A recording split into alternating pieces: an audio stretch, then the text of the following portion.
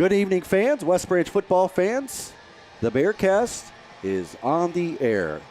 We are about 20 minutes from kickoff here on a beautiful night in West Branch at the Little Rose Bowl, Butch Peterson Field at the Little Rose Bowl.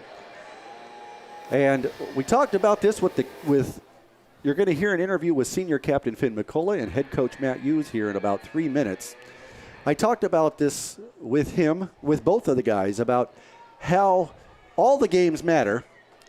The first 3 games, they do matter. They make you confident. You're 2-1 going into this week. But once you get into district play, it really matters. With me tonight, again on the air, the voices of the Bears originals. Jerry Flagel is on the sideline, and Wayne Lang joins me here again in the booth. John Hirschman and his wife are fishing in Minnesota, and bless their heart, more power to them, Wayner. I don't know.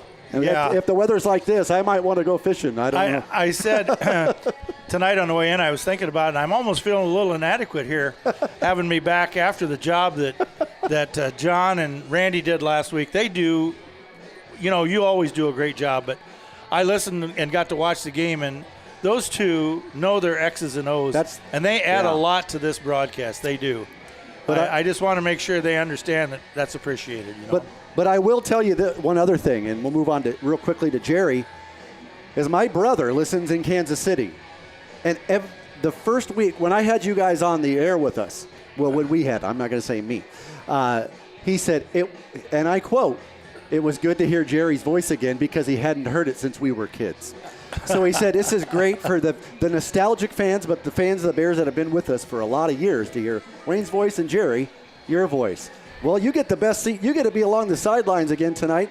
Beautiful field, beautiful night for football. Well, and I think I said earlier I was only coming back if you guaranteed good weather, and you really outdid yourself tonight, Jason. It's 75 and sunny right now. Of course, the sun's now dipped below behind the Hoover School, but going to be a beautiful night for football. And it's going to be a beautiful night to hear these guys on the air, and unfortunately, I'll be along with them. But the Bears are going to take on the Panthers.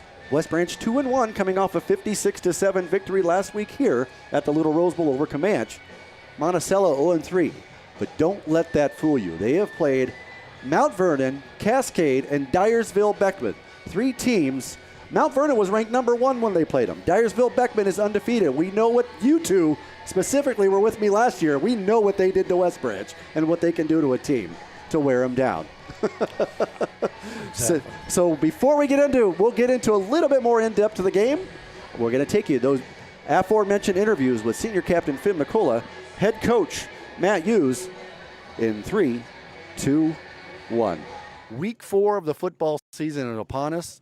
After tonight, the season will be 50% in the book already. All games matter. They've mattered in the first 3, but they really matter with Monticello tonight as it's the first district game. Let's talk a little bit about last week, Coach. Coming off a tough opponent, week 2 at Regina, coming back here to the friendly confines of the Little Rose Bowl. 56-7. I'm not sure you expected that, but the team played a pretty well-rounded offensive game, 145 yards passing. Yeah, they came out ready to play, and that's what we focused on all week is giving better effort and worked on our tackling, and it all showed up on Friday night. They came out ready, and I think we scored 3 touchdowns before maybe the first 4 minutes were done. But they were focused and ready to go. It shows the type of explosiveness this group can have when they put their minds to it. Believe it or not, it was in 2 minutes and 4 seconds. I remember talking about that on the Bearcast. Then there was a little lull. Then they caught back up, and 56 points in a game. You'd take that every week and take your chances. But Yeah, absolutely. And the things we still had plenty to learn from. We still had a lot of penalties. We had a lot of mistakes. We had missed blocks. There's a lot of things that we could learn from. And when we got up that big, I felt like our guys kind of took the pedal off the gas a little bit. So, sometimes you got to learn how to just keep going and keep the intensity high. And those are things that we're going to learn with time. And they're continuing to get better and better. They had another great week of practice this week. But, homecoming with all the distractions that go along with that, that's what we're dealing with now. But we had a great week of practice, and I'm encouraged by where we're at, but we got a good team coming in here in Monticello. Monticello tonight here in just a few minutes comes in. They have not won a football game, but that's not A, for lack of effort, and B, for being in the games that they played. They've had some tough opponents, specifically at Cascade, which they gave them all they wanted. They want nothing more. As you said it here just a few moments ago, you said a lot of teams on a homecoming want nothing more than to spoil it. You can have all the pomp, all the circumstance, but the party is on the field that night, that is the headliner, and they want nothing more than to end the party for West Branch. Yeah, you said it. Yeah, they're 0-3, but look who they lost to. Cascade. They lost to Mount Vernon, who was number 1 in the state, and they lost to Dyersville Beckman, who's another great team. So you can look at that and say they're 0-3, but that's probably the best 0-3 team in the state right now, and they have great players. They have really good players, and they're going to get after us, so we have to come and be ready to play. Your first district coaching game in a lot of years now. It's exciting for you. District football, every game's fun for you as a coach and as a team, but it really begins to matter now. And let's see, the Bears, I think, are up to the task. I do too. Every game matters, and every opportunity I get a chance to be with this team on a Friday night is a blessing to me. These guys mean the world to me. They work their butts off. They've been doing it since June. They've been working every day, coming out and with a great attitude, and they've just been a joy to be around, and I want nothing but the best for them. Were you the Eastland, Texas homecoming king? That was the question. I was. That's the word. That's the word. Well, we didn't have a whole lot of choices, but I happened to get the crown, so that's the way. I guess I'm proud of it. Huh? Well, it sounds like if there's a fumble recovery or something on the sidelines, the kids are going to wear this crown. No, I'm just kidding. Look, Coach, look forward to having a game here in a few minutes. It's going to be fun. Always great to play at home. Yeah, we're going to have a blast tonight, and can't wait for the support from the fans, and go Bears. I can't say it much better than that. This week's prep profile, Finn McCullough. This is Finn McCullough. I'm Jason. Finn, pleasure to meet you. You too. I hear this is the first interview you've ever done. This is. We'll put the mic up first so I can understand. I get that. There's little nerves. Well, what should have happened many years ago with Finn, he moved to West Branch when he was a freshman in high school. Is that correct? Yep. So you've been here about 4 years now. Yeah. What'd you like about West Branch when you first got here? I loved it. Everyone welcomed me in just fine, and I had best friends on the first day, so it's been great. A little smaller than Liberty High School. It is, yeah. Just a little bit. Yeah. Well, were they as friendly as the staff at Shields? When he was younger, he liked to go shopping. His family went shopping. They went to Shields once looking for baseball equipment. A white, hot helmet. He put it on his head, and he couldn't get tell me the story about when you were at Shields with the white batting helmet. Oh, so that was actually a football helmet. Okay. So we were in Omaha for one of my brother's basketball tournaments, and we went into a Shields, and they put it on my head. I was excited to put on a helmet. I don't know why. And, they tightened it up, and it just got stuck. So I had to ride down the escalator with the helmet on so they could unscrew it and get it off. So you didn't try to run out of the store and keep it? So, No, I didn't. If I can't take it off, it's broken, I buy it? Yeah, I mean. It's free? All right. Well, that's pretty embarrassing. Pretty embarrassing. Well, things happen. A lot of fun decisions when you're younger. Well, one of the decisions you made when you've been in West Branch is to play football. Yeah. You've had the opportunity now again to play 4 years of football. You're a senior captain. Third year. This is my third year. I Yep. apologize for that. Third year. You've had 3 years to play football, but you're a senior captain. What has it meant to you to be a part of this football program from when you started to now? Oh, yeah, it means a lot. I spent my freshman year here watching my brother play, and I really enjoyed it. I loved the culture. I loved everything about it. And then to come here and just to play on Friday nights here, it's awesome. What about this field do you like the most? I mean, obviously you're going to get to play on it here in a few minutes. Yeah, I love it. It's nice. I don't like turf, and I really like grass, so this is awesome. Natural grass is about as good as it gets when it's right, and this is right. Yeah, it is. This season so far, 2-1, coming off a tough game in the second week of the season against Regina last week back at home, 56-7. They matter a lot. Every game does, but now they matter even more as you begin district play tonight against Monticello. Yeah. What have you seen on film? What have the coaches told you to be ready for? They're a good team. I mean, they're 0-3, but they're probably one of the best 0-3 teams in the state, and it's going to be a battle. We're going to have to do everything we can in all three phases of the game, and, they're going to come ready to play, so do we. Well, it's always fun to watch Bear football out here. It's fun to see you. I'm glad you made the decision to come to West Branch, and now you're living it out. You get a game week by week, take it week by week, right? Yep. What are you looking forward to for the rest of the season, and have you started to think about graduation? Because it's just around the corner, whether you believe that or not. No, I'm just, every week is a great opportunity to come out here. I mean, this is obviously my senior year, and it doesn't feel right. Really got to take it all in and don't take anything for granted. Well, I've talked with his brother Jack, who graduated from West Branch in 2022. He said the only thing his brother lacks from going from a good football player to a great one is more curls in his hair, because your brother had some pretty solid curls. He did, yeah. Well, that's Finn McCullough. And we say, I don't know, what? Go Bears. Remember you talked beforehand. You said, what do I say? Go Bears. That's where you say go Bears. You did a good job with it.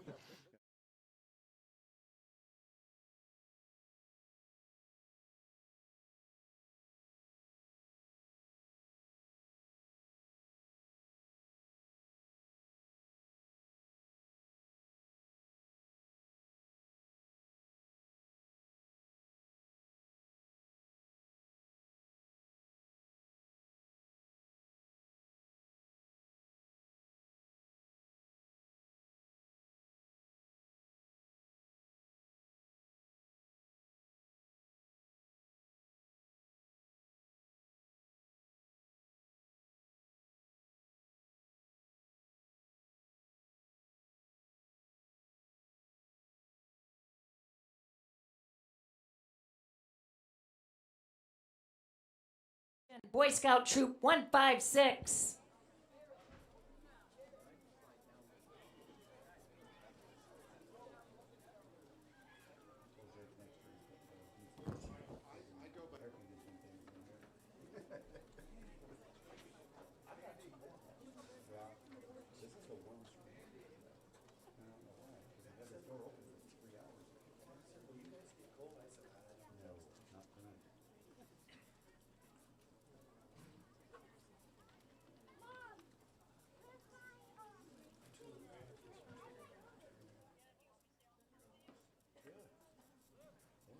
Please rise for the Star Spangled Banner by West Branch High School and Middle School Marching Band under the direction of Jamie Flanagan and Beth Wurtson Obernolte.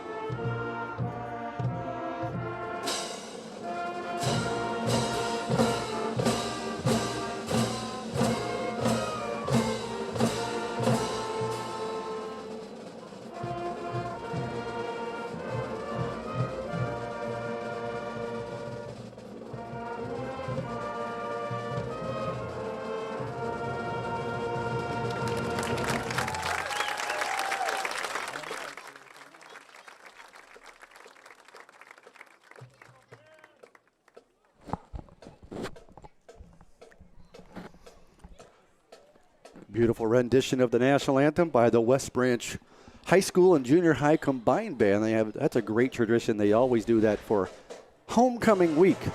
Homecoming Week it is here at the Little Rose Bowl in West Branch, Iowa. Jason Miller, along with voice of the Bears Wayne Lang and voice of the Bears Emeritus sideline Jerry Flagel, join us again tonight. When you think about homecoming, you think a lot of people come back to watch this year's team play. There'll be signs up I see sign up in the end zone for this class or that class. 1985 is here. As always, you always see that class of girls are usually here. They always come together. It's a great close group of kids from 40 years ago. To think, Jerry Flagel, 40 years ago, you were calling it calling the game play-by-play. It seems just like yesterday. And just a few years after that, like 2 or 3 years later, Wayne, you were calling it live play-by-play. Yeah, seemed just like yesterday. Yeah. I think that's the way. It seems like yesterday to me that, it was September the 18th. Well, district play is beginning tonight. As I said with the coaches and Finn McCullough, and those guys did some wonderful interviews with us in the pregame of the Bearcats, and I said a little bit ago, games matter every week, but as you get to district play, they really matter.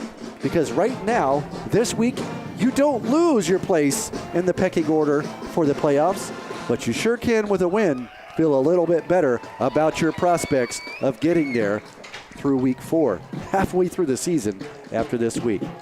The Panthers from Monticello, West Branch, and Monticello haven't played since a long time ago. We'll get into that in a little bit. Jerry Flagel will bring you some wonderful tidbits of history. West Branch and Monticello come into here on completely different wavelengths. The Panthers are 0-3. The Bears coming off a 56-7 home victory over the Storm of Comanche, in which they had over 460 total yards, 322 yards rushing, 145 yards passing, and it was the most complete night of offense you've seen in this short season. But it's a different beast. It's homecoming, as we mentioned, and Wayner, through the years, everywhere you go, it doesn't matter what the records are. The one thing the visiting team wants to do when it's party time, it's homecoming here on this field, they want to shut the party down. They want to ruin homecoming. It. They want to spoil it. Homecoming. Exactly. So you've seen a lot of West Branch homecoming games from up here in the booth, from at home, from the bleachers. Some involved your now son-in-law, J.J. Smith. Some involved, your son, just people you know through the years. Homecoming, it's a special week of celebration of just being young. It is. I think it's a great thing for the schools. And, there's lots of activities for the kids to get together and do things together, especially here in the age of the cell phone where maybe they put them down for an hour and, play flag football or whatever it might be. But it's just, I think, a great thing. I think that's well said. I think the fact that there's an activity going on, they put that cell phone down and just live life. And Jerry says, nice job. We appreciate that. I'd like to know what he thinks the nice job was, Jerry. What do you got? Well, I'll tell you what. I was just they were picking up the markers from the band, and I thought they just did a fabulous job. And when they put the middle school with the high school bands, and it was loud and proud. So they did a great job, and they need to be congratulated and called out on that. So, hey, field conditions. We have 77 degrees. Sunny, although, like I said, the sun has now ducked behind Hoover Elementary just on the west side of the Little Rose Bowl here. Humidity 61%, south-south winds about 6 miles an hour. We do have a stray rain shower down about by Lone Tree, and it is kind of headed this way, so put your karma together and let's see if we can make sure it splits and not give us a little bit of a shower. We need showers, but how about after 10 o'clock tonight? That's right. Turn your fans on so that cell will split up, Jerry. Go east or west. West Branch, as we watched captains go out to the middle of the field, will be receiving the opening kickoff tonight. A beautiful night for football, as you mentioned, Wayner. We're about 3 minutes from kickoff. I know I'm always excited to ask you guys back, as we talked a little bit earlier. John Hirschman will be joining us, but he decided he was going to go fishing tonight with his wife. That's great for them. I'm sure the weather in Minnesota is gorgeous, and they're enjoying some great fishing. But we're going to have an enjoyable football game. You bet. I mean, I love fishing too. Don't get me wrong. That's one of my loves, and it's nice to go north. That's always and it's great to get away too. But I'm kind of excited to be here tonight, to tell you the truth. That's right. West Branch's offense is being introduced from left to right as we're looking at it, but left to right from the offensive line. Left tackle will be number 69, Lincoln Neighbor. Double sevens, Mike Montgomery. Ohio University football commit is your left guard. Junior Shea Kinzinger, number 55 at center. Senior Finn McCullough, the subject of our pregame interview on the Bearcast. You can also catch that on the West Branch Football YouTube channel. At right guard, at right tackle, senior Bodie Moorhead. Your receivers tonight, you've got 8, Brandon Peterson, 23, Spencer Green, 36, Connor Capper, 33, the homecoming king, Nolan Staker, and at running back number 1 is Cooper Gates. Now, younger brother number 32, Keaton Gates, leads the Bears in rushing through 3 weeks with 586 yards, Wayner, and 5 touchdowns. He felt a little ill this week, so he's going to take a night off. Well, I guess it's going to be a wait and see. Yeah. I'm sure that we've got guys that are itching to get in there and take his place. I'm sure he'd rather be there himself. That's right. But, like we were talking earlier, I think it's nice that we have some options here. Yeah. And I think the brother will probably want to get his 2 licks in there, so we'll see. Last week his little brother had 215 yards rushing and 3 touchdowns. Well, Cooper Gates had 4 carries for 62 yards. That's 18 yards a tote. I know. And he had 2 touchdowns. So he could do some damage as well. And a lot of it, as you always talk about, and everybody should, is by evidence of those 5 young men up front of that offensive line. Like I said, and talking to Lurch in the old days, Lurch always said, we'll go as far as the line takes us. And that's one of my beliefs, 100%. I mean, skill players, sure, you got to have them, but you got to have them nice big linemen or 2. Well, we're teeing it up from the left hash. There's 25 seconds left on the clock and running. They haven't reset it yet. But Bear football is back. It's here at the Little Rose Bowl for third out of 4 weeks before the Bears go on a 2-game road stretch next week to Alburnett. We'll go one at a time before they go to Tipton. Yeah. Monticello has a pretty good crowd here tonight, actually, I think. Yeah. Considering that's a good drive, let me tell you. You never know. Those might be West Branch fans, same color shirts. Yeah, I know. Oh, yeah. Well, when I looked down here and I saw one in black, one in white, I thought, holy cow, this is going to be easy, right? Number 21 for the Panthers, Elijah Rolling, set to kick off. Deep for West Branch, number 8, Peterson, and 4, Griff Seidel. The kick is shorter. Peterson not short, takes it from the 7. Coming to the left side, has a lot of space. If he can get to a hole, look out. Good Pounce cut. at the outside to the 35, to the 40. 45 across midfield, taken down by the kicker on the Monticello side of the half field. At 48, the Bears, 48 yards from the end zone. Tell you what, if you're not going to score, 48 yards isn't bad to start. Great start. Brandon did a nice job Being patient. tucking in behind that blocker there. That got him probably another 10 or 15 yards out of that. And you watch that blocker, it was set up, but he didn't try to take anything. The kid started to spin on him to possibly get a penalty. Exactly. But we come out with that inverted wishbone.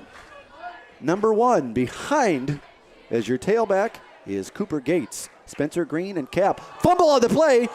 Luckily, looks like Brennan Dale was trying to move with the ball, was looking away from it, and just lost concentration. Luckily, I think Capper got the ball back there. Luckily, Cap got on that. The Bears lose 2 on a team rush. 2nd and 2 now at the 49 of Monticello. So same formation. Spencer Green getting some action on offense. The left side to the right is Cap. Dot in the eye behind. Straight ahead is Cooper. Bounces outside. Had him at the ankles, but he bounces off 2, 3, 4, 5 tacklers. There are 3 on him now. He bounced off 2. A nice, looks to be about a 7-yard gain. Nice run. Gives the Bears 3rd down and manageable. 3rd and 5 at the 44. Last week, Wayner, was the first time the Bears actually were able to get any semblance of a passing game this year. Yes. Hopefully they're going to build upon that. They like to build a little bit more on that tonight. I said all along, I still think this team's a work in progress. Yeah. And I think the coach knows that. But I'm thinking we're headed in the right direction. I'll tell you that right now. You got trips now right as a motion. Probably going to be an in-motion penalty. The man in motion was Green. I think he went forward just a little early and didn't get away with it, unfortunately. That's going to be a 5-yard walk-off. Now we're back to 3rd and 10 at the original line of scrimmage, which was actually the 49, not the 48. Now, Dale, one thing about him, I've said this since he became the quarterback in his sophomore year, last year when he had a couple of games, and this year. He throws the ball as good as anybody rolling out as I've seen. It's either going to get caught or his coach on the sideline is going to get it. You took the words right out of my mouth. He does very good rolling out and throwing. You got I like that. Trips right, Wayner. He's looking left to Brandon. He's got plenty of time. Down the middle, just kind of throws it up. Cap had to play defense on that. Number 4, Alex Jamison, was in perfect position. Capper had to kind of put his hands up and play defense. He did a good job. He did there. a great job. That could have been an interception. So what was promising kickoff return is the Panthers hold strong. Punting formation for West Branch. The homecoming king, Staker. Deep for the Panthers looks like number 1, Isaac Cray. They're also their leading receiver with about 200 yards. Nice punt off to the side. Bounces at the 20, goes forward, takes a bear bounce. Out of bounds at around the 14. Let's see if I got a good guess. That was my guess. No, they're going to say the 12. Even better. Nice 38-yard punt. Puts it inside the 20, Wayner. You bet. The old chain gang over there, they're right on that. Those guys, I tell you. Hey, we need to send a thank you out to them, too. They got that digital down marker for you. I know. I'm just amazed by that. I know. Wade just loved that. Well, from this distance, though, it's blurry for me. You know that, don't you? Yeah. There are black jerseys and white jerseys. Oh, okay. All right. Much. I got that. Okay, good. All right. 5th down. Yes, just like Colorado and Missouri from 1991. Under center, and the snap, number 12, Wyatt Wilson, a freshman quarterback, hands it off to Brody Spar. Looks like Big John, and who else was in there? Boy? Big Mike. Big Mike. Mike and Gates were in there. A 2-yard loss. So the Bears give a little bit of dose of the medicine that the Panthers did on the first down of the last drive for the Bears. Now 2nd and 12 at their 10. One thing you've seen, you watch at that game and throughout this year so far, this defensive line has been the stalwart of the Tyler Bailey defense. Wilson rolls out left and just takes off running. Here you go again, too. Look at that. And he gets pushed out of bounds at the original line of scrimmage. Great job by Oliver Trepanier. Yep. And there's that defense. That's a short field, Waiter, but they've got speed to close it down. Yeah, they do. And it's gang tackling. I like that, too, you know. There's several guys going to the ball. Panthers come out, twins left, twins right, single set back. And number 5 is Spar. Probably going to be a little rollout maybe to the West Branch side. A lot of room over here. He does roll right. Looking for a quick. He's got a man. Number 2, it is complete.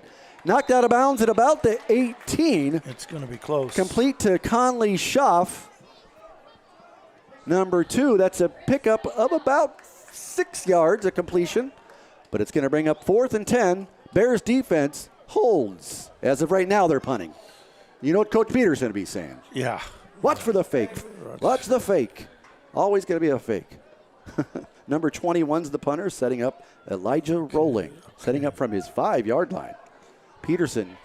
Staker's deep to receive at midfield. We should have good position on this no matter what. High snap, no rush, plenty of time. Nice little punt, but it's left actually. Bounces at the 44, puts that McGavin Smith wedge spin on it. Yeah, bounces back a couple of yards. I recognize that immediately. You know that shot from anywhere. Yes, you could tell, yeah. Is that some yellow fabric on the play mat? I'm wondering where that's at, if that's a hold on West Branch. Yes, it is. What happened there was it's a hold. The guy sees the ball bouncing from Monticello's going to try to knock it down. And unfortunately, the blocker can't see that, and he's still trying to make a play. I was really a little nervous about the blocker spinning into hitting the ball. Yeah. I was worried about. Well, even with the penalty, Wayner, they mark it back at the West Branch 49, 51 yards away from the end zone. Let's go Bears. Let's see if they can get this line that offensive line can get a push. Because right now, Monticello, if you look at this, have about 9 guys in the box. I think you're going to see us take it to him here. Maybe looking outside, try to get it to the outside a little bit. There's a handoff straight up the middle. Gates off 1, off 2, across the 50 to the 44-yard line. Nice pickup. 7 yards. Might have lost a shoe. He did. He did. Ran right out of his shoes. Wayner, that's like some of that Wayne Lang speed from the old days. Oh, boy, don't bring that up again. You can't have call-ins on this show, can you? No. You start talking that, you're going to get call-ins. Matt says, I don't know. Oh, wait a minute, Matt. You can't do that. He's pretty technically sound, pretty able to make things happen. I'm very careful what I do here, as you notice. Yeah. 1-800-I'm-Wayne. Yeah. That's your number. Yeah.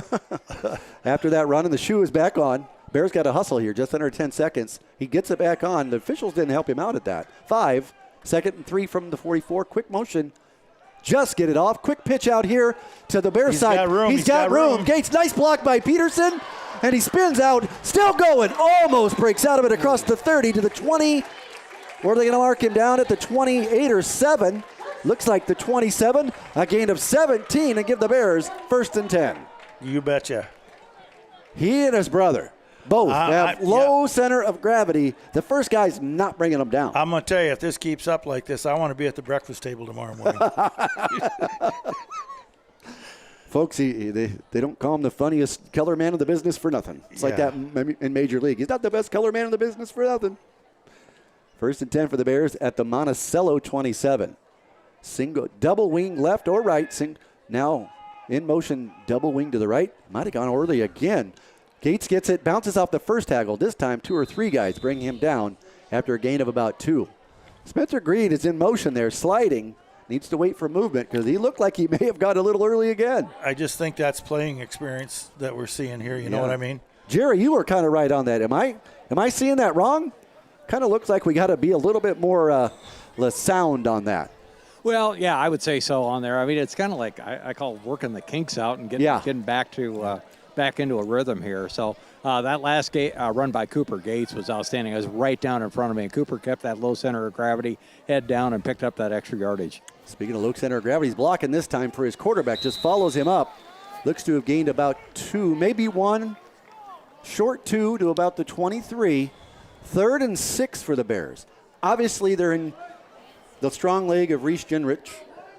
They're in his zone where he could kick a field goal. I think he could get up to about 50 as he did in pregame.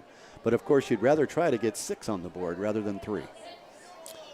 3rd and 6, and I'm hearing on the sideline, just as I said that, I heard a coach say field goal, be ready to go.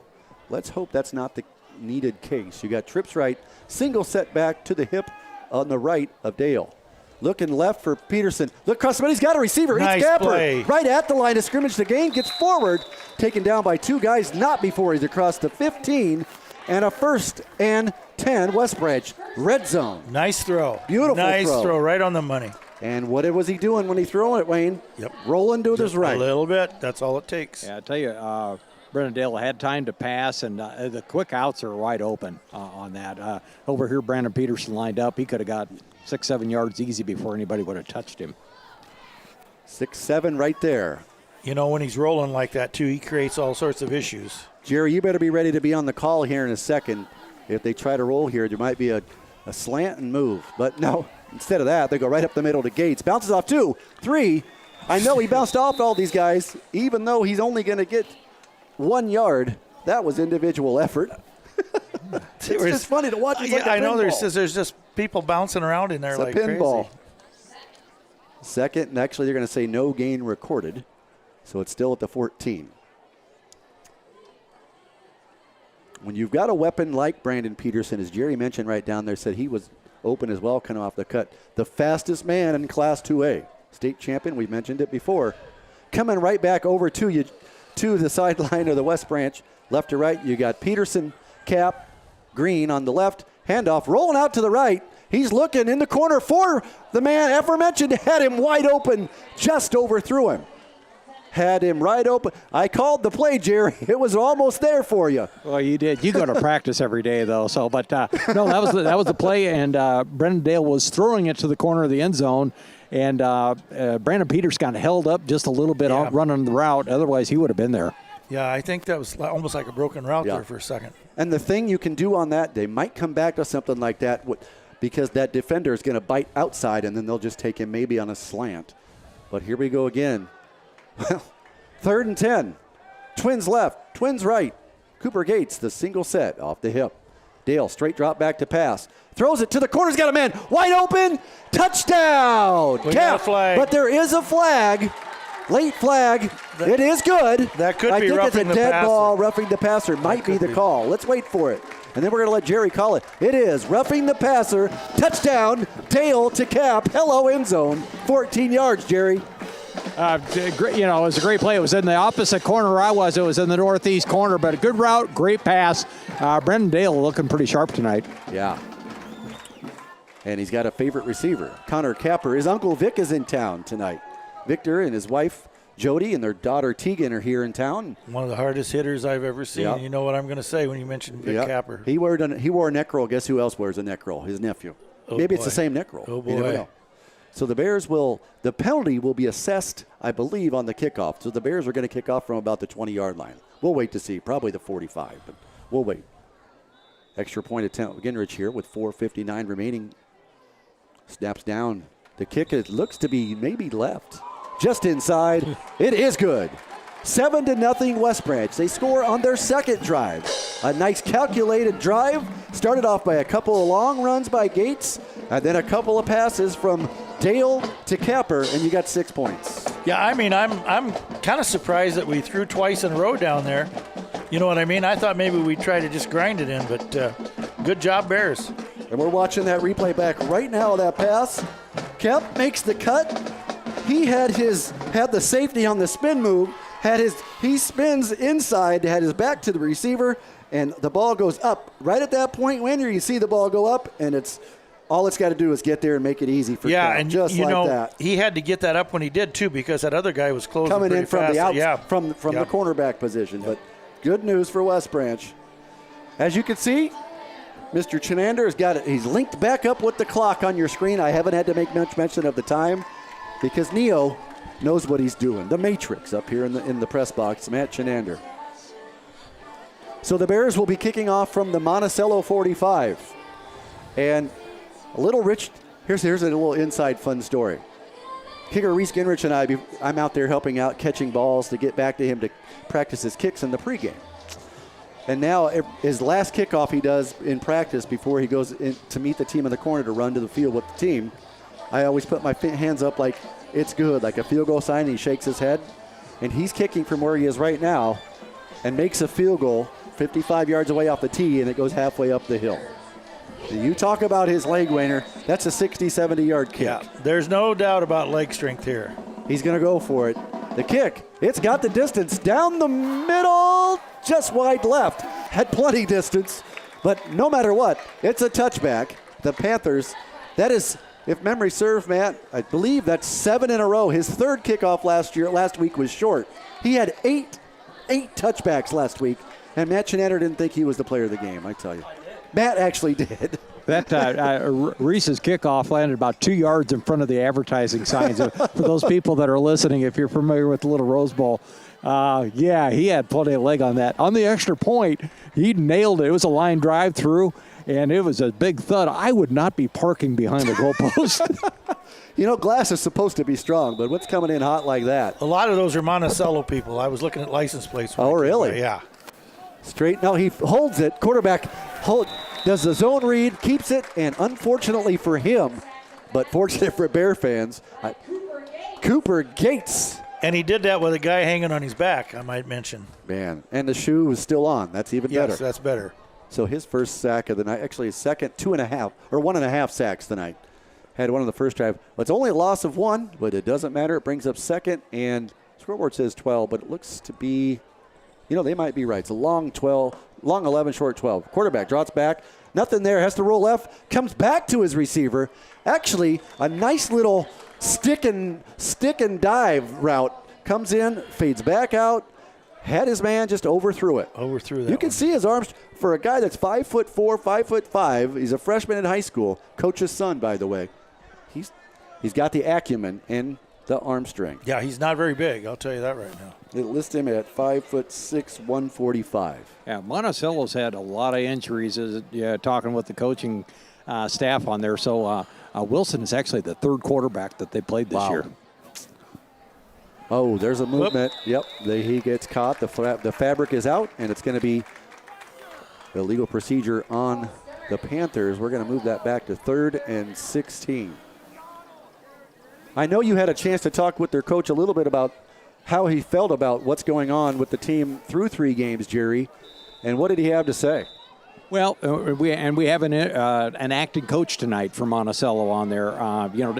Donnie Kramer. He's actually the girls' basketball coach up at Monticello. Deep pass. Staker's in great position. Oh my goodness, a one-handed interception. Holy Toledo, Wayner. Oh, my goodness. Get the highlight tape going. The homecoming king comes through. There you go. Crown that man. Holy cow. Mark the tape for the highlight tape on that one. Nolan Staker. Oh, my goodness. One-handed. Let's watch that back on the replay from here in the booth. When the replay comes back, there it is. I want to see this from our view. Oh, my Wayner, goodness. we can see, we'll speed this up in slow motion. Left hand goes up, springs it in, fully stretched out, pulls his paw in. Goodness. What a play.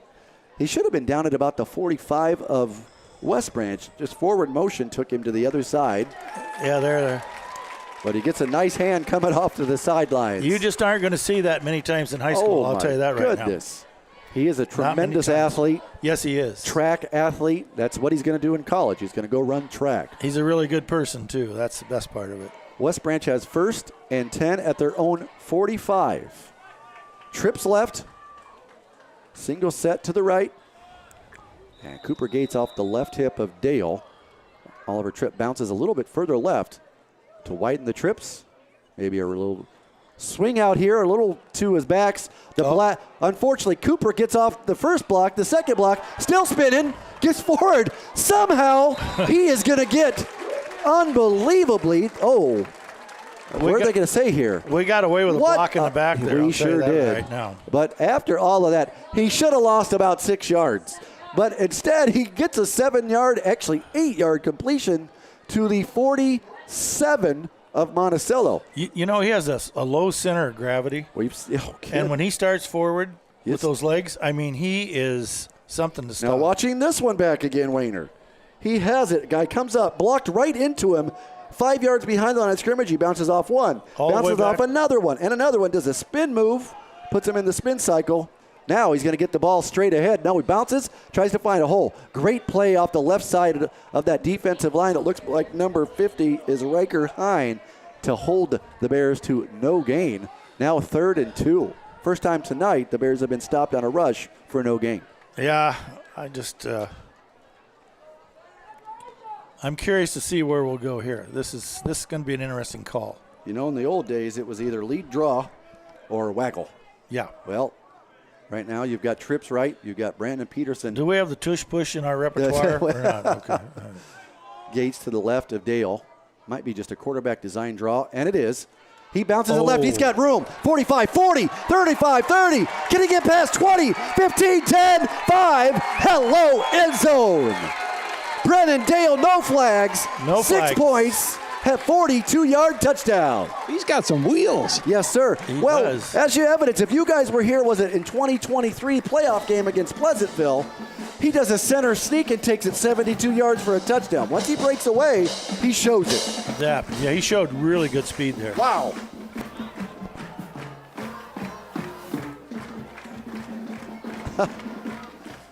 Might be evidence of Bud Hoffman back in 1947 when the Bears. We'll talk about that story. Yes, boy, there's a name. There's a name for you. Giving away my stuff there, Jason. No, I'm sorry. I just knew he played in 1947, the last time these two teams battled. Extra point kick. Is that going to get up to the bus barn? That kick went over the crow's nest. It just bounced on. There's a hill, like a slanted hill right in front of the bus barn. It hit the brown door of the old bus barn. I thought that tin roof was going to have a dent in it there. Well, it used to have, remember when every year the classes used to put their year on Every year.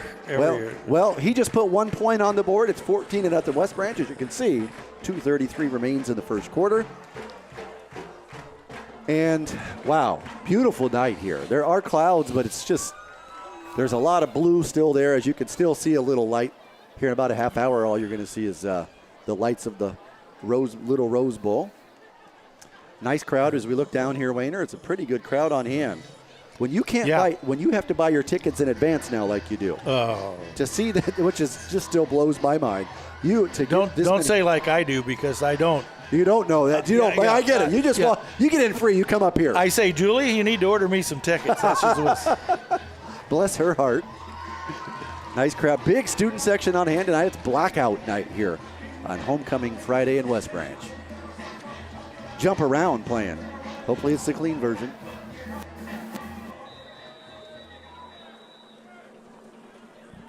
Genrich toes it up.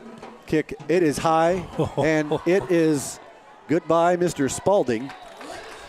Nice. 7 yards deep into the end zone on the fly. That's my Roy Hobbs reference. Rest in peace, Robert Redford this week. Old Robert Redford was one of the best actors of his time and directors as well. A lot of people know him by Jeremiah Johnson. Did you see the special on him last night? Yeah. That was good. I know him as Roy Hobbs from The Natural in 1984. He was a 42-year-old actor. Still looked like he's about 25. And a good actor. Yeah, I liked him a lot. A lot of great movies. A River Runs Through It. If you haven't seen that one, that's a beautiful movie. Snap, here's to Wilson. Gives it to his running back. Bounces off 1-2 tackles. Gets a space across the 25. Taken down by Kinzinger at around the 27. A 7-yard gain. One movie they didn't mention on that show last night was Pete's Dragon. That's my little granddaughter Isabel's favorite movie. Really? Yeah. So Robert Redford. He does a lot. He did the Paul Newman. It was rumored that Paul Newman basically got him started. Of course, Paul Newman's one of the better actors of his time as well. 2 minutes remain here in the first quarter. Snap, rolling out to the right. Wilson's got a man wide open, right on the spot. Now he takes a good hit by Seidel. Nice play by the defender. Good completion to Jamison, but it's good for a Panther first down, a 5-yard completion. I'm good with that all night long. If you want to give 5-yard completions, 5 yards. Exactly. Because you knew from the start when he caught it, he wasn't going to go any farther. I mean, that was. And the Bears. Seidel did a nice job there. Yeah. And the Bears had a nice backside rush there. So if he's going to sit in the pocket, it could be a tough night. Wilson. He's going to get one of those picked off is what's going to happen. Spar to his left. Tight trips left. Gives it a Spar up the middle. Nice run. Gates was in there early. Was in there quick. They're going to give him are they going to give him any yards? No, they aren't. And Gates was right in there to make the play. He's a headache, ain't he? Yeah. He is a headache if you're on offense on the other side of the ball. You better find him. He is a bowling ball in there. Yes, he is. You better find out where he's lined up at. Spinning and bouncing off everything in his way. It's been that way since he started to play with West Branch as a sophomore. Now it's 2nd and 9, same formation, tight trips. Rolls to the left. It's a design quarterback run. He cuts back to the middle across the 35. Nice gain. Gets out to the 39. Give him 6 yards. 3rd and short. Well-designed play there. They had a lot. It was completely imbalanced in their favor, Wayne. When you got 3 receivers, a running back is 4 plus 3 blockers, 7 guys on 4 Bears. Yeah. Probably going to take advantage of that. Yeah, Wilson's a nice little athlete, especially for a freshman at his size. He's, freshman playing varsity football is something else. You got it. And at 5'6", to his advantage, it's tough to see him. This design run this time bounces inside. It's going to be close. His knee may have been down early, but the official on the West Branch sideline is saying that is a first down to the 43, a gain of 4. Another wonderfully designed play, 1st and 10. That may be the last play of the first quarter if the Panthers want it to be, as 20 seconds are left. They may hustle here as they've got a little bit of momentum and want to keep it on their side. I don't think they will, Wayner. Looks like that is it. Yeah, it's first down. It's not nearly as blurry as when there's one line on there. Well, the scoreboard's looking pretty clear to me right now. Through 1 quarter, it's West Branch 14. It's Monticello 0. Stick with us after the break. Jerry Flagle's going to have a story you're going to want to hear. History is his middle name. Bears 14-0 on the Bearcats.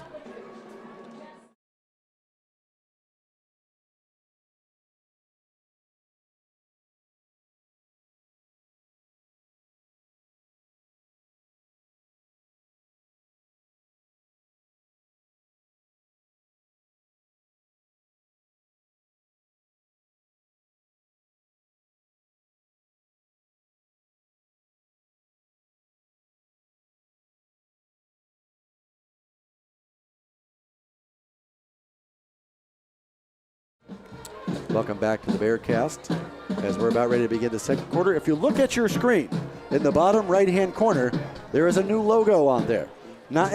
Besides the scoreboard, the timer being back, thank you, Matt Shenander. There's a logo that says First Main Street Insurance. They are now the title sponsor of the Bearcast for the rest of the season. We thank them for their generous donation to the Bearcast, to the program, because things like that, you don't see the cameras and all this equipment that we have up here, Wayner, without generous donations. It's not coming out of Matt Shenander's pocketbook. No, that's absolutely great when somebody steps it up like that, Like I said, my main goal is not get my feet tangled in wires. Well, we're going to hurry up. Here come Here come the Panthers. Hurry up, little straight ahead dive. A quarterback sneak.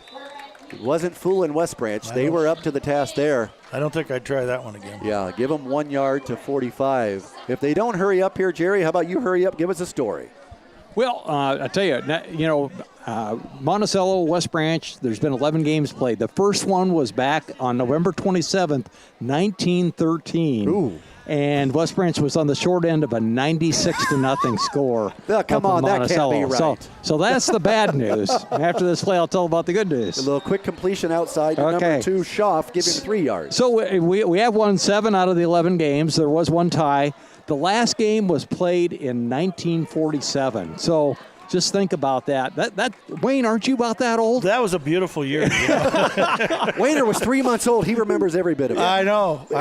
Anyway, West Branch won here at West Branch, 26-0 on there. And Bruce Bud Hoffman scored 3 touchdowns that night. Quick rollout. Nice job there. Had his man wide open. Nice job on that play by Logan Christoffel to bat it away. They tried to go to that well once again on that out, but Christoffel was not buying what they were selling. You mentioned Bud Hoffman. There's another great guy. He worked with me out at Procter & Gamble, and just a really great guy, great family. Lived out at the golf course. You bet. Yep. You bet. And we'll get into it a little bit when we get time, the connection between Bud Hoffman and present-day Bears. Love it. Forced to punt. The punt is off. Staker, fair catches at around the 18. They're going to say his backward. We'll get that figured out. But the Bears hold after a little bit of a momentum drive shift there for the Panthers. The Bears hold. They're going to have a long field. And speaking of a long time ago and how it connects to today, what do you got, Jerry? Well, I tell you, of course, people, obviously Connor Capper, number 36 for the Bears on there. He is related. Well, I wouldn't say blood relation, but has a definite connection to Bud Hoffman. Bud's son, Mark, married Tom Capper's daughter, Nita. Nita is the aunt of Connor Capper. Wow. It's like the Kevin Bacon 6 degrees of separation. Yeah. Here we go. Well, quick pitch out to Gates. They pushed him inside. Now he bounces off 2 guys. Gets to the outside. Still bouncing. Might be about a 7. Wayne, if he wouldn't have been out of bounds, I thought you and I were going to go nuts here because he was gone. Waiter was going to be on the call there. It would have been pretty obvious. I thought that was close. He gets out to the 26, an 8-yard carry. Nice job. West Branch tonight, other than that first drive, you want to be a first down team. And so far, West Branch take away the first drive. They've had a 9-yard carry, a 7-yard carry, and an 8-yard carry. Second 2, you got your choice of plays, too. You'll love it. Dale's under center. Is he going to sneak? No way. No, it's just a straight-up handoff to Gates. This time, the Panther defense was diving through that strong offensive Bear line. I don't know if they may give him a half a yard, which doesn't measure up for much. No gain recorded. So I can't get my play in there. I can't get my play in. They didn't call my play there. He is just over that line to gain. So it's a short 2, long 1. Bears would like to keep this drive going and the clock moving. Homecoming again. Yeah. What a beautiful night for football. Nice crowd on hand all the way around from the south to the northwest. There's a portal up there probably somewhere, Matt. I know you like that. 3rd and 2. Dale looks quick out. He's got his man. Nice catch. Jumping catch by Peterson. Is it complete? It is complete. Now the coaching staff on their side saying they thought he was out of bounds. Oh, yeah. But the official said he had a foot down. You get 1 foot. That's all you need. I'm going with the guy with stripes. I'll tell you that right now. Yeah. We don't have a choice, do we? That's right. I'm going with him. 5-yard completion. It's a 1st and 10. West Branch at the 31. Well, the chain gang's over there. We could ask them, but I know what their answer will be. Yeah. I got to see who the guys on the chain gang are. You got Andy are. Core. Is there a Hoffman on the chain gang anymore? Kent Kaufman's also on the chain gang. I thought there's a Kent Kaufman. Roll out to the right here is Dale. Nothing there to begin with. He's just going to take off. Tucker. He's got a truck full of people in front of him. He gets taken down. Nice tackle by the safety, but he gets him to diving forward. I don't know what this official keeps making sweep move it inside. He's got a nice dance move. Who was leading the block in there? Did you notice You got that? Number one, I number believe. one, Yeah. Gates gets across the 50 to 46. I'm just still confused by the official stopping 10 yards behind the play, waving like he's in bounds. Well, we know he's in bounds. He's all the way to the 46 of Monticello on 23-yard rush.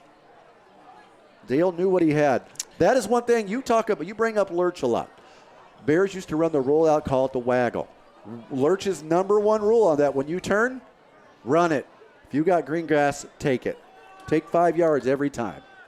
And I think that was pretty good advice. Gates has a nice hold of the right, bounces off across the 40, to the 35, to the 30. Tripped up to the 24-yard line. Nice block on the outside by Staker and Peterson. They're going to give him to the 23-yard gain on that play. He is chunking up the yards. I'm going to say it. That was a nice run. That low center of gravity, he's pretty tough to bring down. That was a nice run.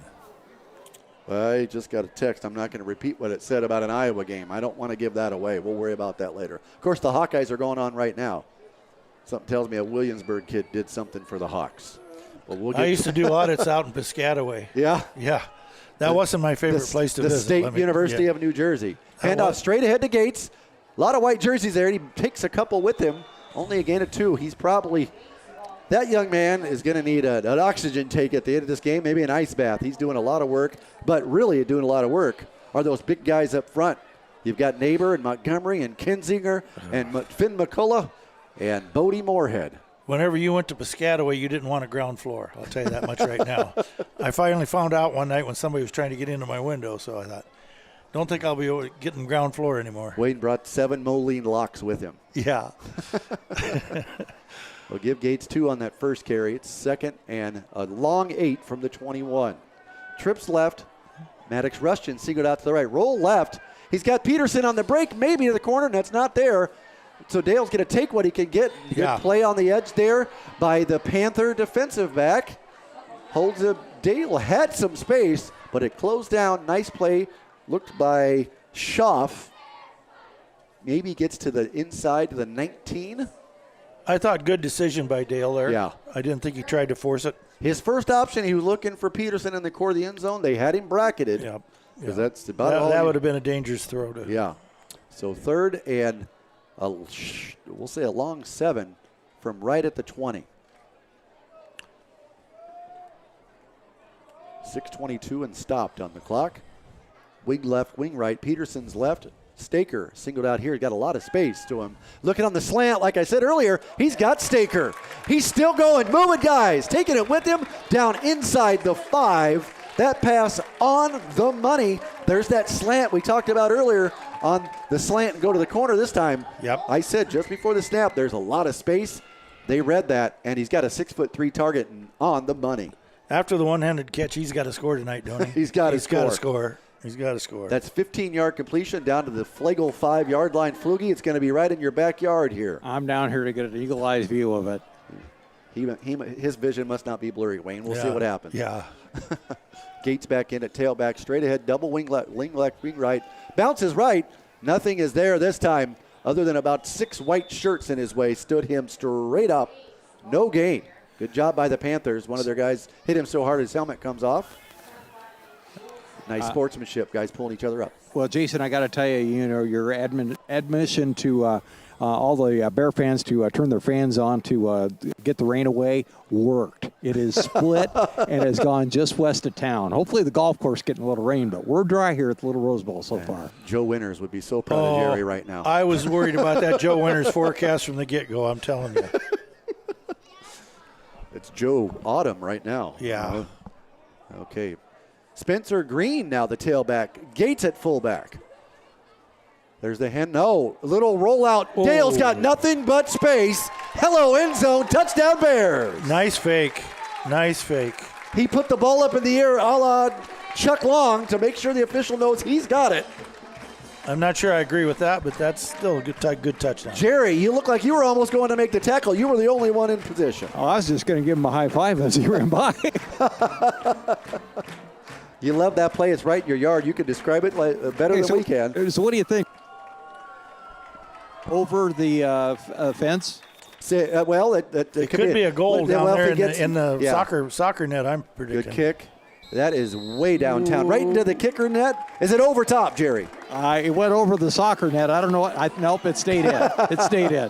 Well, it's 1 point no matter what it is, and Bears have 21 of those to 0 for Monticello. 7:02 remains in the second. Jerry, let's go back. I'm going to put it up here on the replay for Wayne and I can look at it, but you had a lot better view of that play than Wayne and I did from up here. Well, it was just a great fake on there, and I'm trying to think who the wide receiver was that was on this side. Griff Seidel. Yeah, but anyway, he split out, took his guy with him. The fake up the middle, drew Monticello in. Seidel did a great job there. And Brendan Dale basically just waltzed into the end zone on there, just split the difference, went in about right where the numbers were. Capper got a nice block there, too. Yeah, so did a great execution on their great play call. And he probably could have thrown it, but as we talked earlier, that's the way. When you roll out and you got green space, just run. Yeah, he had so much. He could have ran all the way downtown. That is 2 touchdowns for number 5, Brennan Dale, on the night on the ground. He's got one through the air to Capper. He might be in second place for the player of the game right now, Matt. Well, and remember, we said Monticello is a little shorthanded tonight. Yeah. Well, Gingrich gets his first chance to kick it to the south. It high, left spinny kick. Doesn't matter how, that's about 5 yards deep into the end zone. I see Jerry's on the hop to go pick it up for the ball, boys. I think the Bears have now kind of established themselves here. I mean, you can just feel it. And basically, I think I think this one could get ugly before it gets over. Well, let's hope so, because Jerry, I don't know if you guys are watching last week, paid attention. One thing Coach Hughes said, Jerry Flegel, is that when the Bears got up 21, got up big last week, what they did is that right foot came off the gas a little bit. They want to keep it going if they can. I could understand that. Maybe should I talk to Coach Matt Hughes and see if maybe he'll let me call play then? Yeah. Your premium 93 ethanol, your premium 93 gas for you. Twins left, twins right. Handoff right up the middle to nice play off the edge there by Neighbors, a first contact. Helped out by Big Mike, who was on the feet. I think they're going to give him 1 yard to the 21. 2nd and 9. So, the acting coach tonight, Donnie Kramer for Monticello is the girls basketball coach. And as he said, they've had a lot of injuries, just a lot of, problems, adversity, so forth like that. The one thing that he said, though, that was, and Jason, I think you were the one that talked with him on that, was he, just his impressions of the Little Rose Bowl, he says, this place is awesome. And it is. We're glad we're pretty lucky that you guys have been able to see it from up here and down there. It's just a beautiful place. I see in the Gazette this week, too, there was an article where different sports writers were listing their 2 or 3 favorite fields to cover and see play on. Nice completion. Oh, good deal by the defense there. Nice swing out. Logan Christoffel may have saved a first touchdown. Tell you what, that kid, he's a wrestler, Wayner. When he gets his paws on you, two points takedown. Yep. But not before an 11-yard completion. Nice pickup for the Panthers. Who we got in there on defense? We got Mike from right to left on your defensive line. Montgomery, Moorhead, Kinzinger, and Neighbor. At your linebackers, you got Green and Cap with Christoffel also helping clean up. Running to the left, bounces back to the right, but you know who was there to meet him. Number 1. you know something I was going to say, we were talking about Coach Hughes there. And the thing I've noticed about him is before the game, during the game, and after the game, he's over talking to the officials calmly, shakes their hand. And I mean, I just like his demeanor. I mean, I like that. I have to stand corrected. It was actually Lincoln Neighbor on the tackle. Cooper's taking a little break here on the sideline. As he said, he might need a little bit of an oxygen. Tell. Twins left, twins right. Straight drop back to passes. Got a man across the middle, right on the money. Taken down by Cap, right at the line to scrimmage, that's line to be gain. Where they marked the ball. That was a good tackle right there. This kid's got a quick arm. 5'6" is tough. It's tough for him to see over the line. You got 6'3", 6'4" guys in front of him, but he's putting it right on the break, right on the numbers. They're going to mark him 1 yard short at the 41. It's going to be 3rd and 1 for the Panthers. Just over 5 minutes remaining. They're doing what they can. Their Bears defense is set up to give short yardage. They're going to bend, but they aren't going to break, more than likely not break deep. So he's taking what he can. Yeah, I mean, we don't want to get burnt. Watch for there's a quarterback lead. Should have probably handed that off. The running back would have had it. They're going to call a penalty on West Branch for a tackle. I'm sorry that he made a nice tackle there. Here comes a flag. It was not a face mask. What are they going to say? 15-yard penalty for a great tackle is, I think, what we're looking at here. Unnecessary roughness. I'm sorry, the guy's 6'4", tackling a guy that's 5'6". It's football. Personal foul on West Branch, and that is all that's said, nothing else other than that. You can't change it. We're going to move on. But a tackle is now a penalty here in West Branch. As soon as I say something about Coach Hughes, now he's out there with the officials. But well I'm sure I share his view. As well he should. Yep. I don't usually get into the homer stuff. I just don't like it. But that's a football play. It's a tough sport played by tough people, right? So what's the rule that they can't leave their feet? If they leave their feet, it's a penalty? He lifted him off the ground and took him down. I guess that's a penalty. There is no rule. It's probably more safe that tackle than it would have been if he would have just knocked him down. You are right. Well, Wilson's back, rolling right.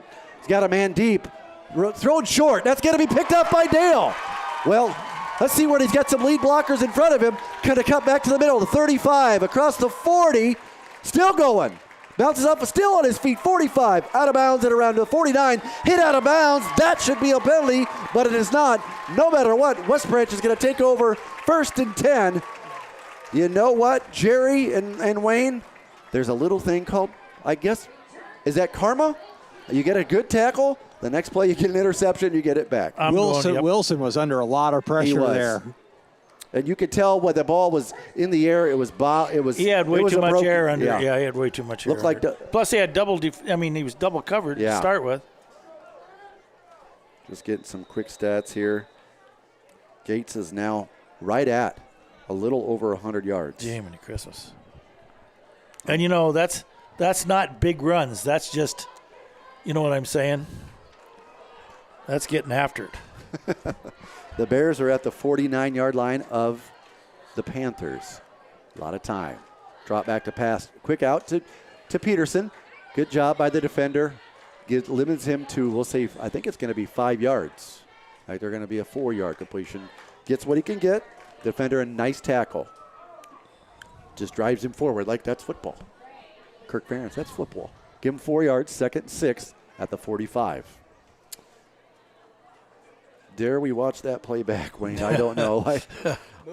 We're moving on. Yeah, we'll let it go. That's a fun one.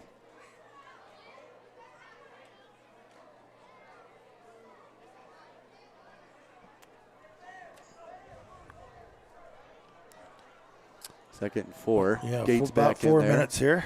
Looking out again. He's got Peterson. Throws it a little bit. It's off his hands. He threw that a little bit early on the break.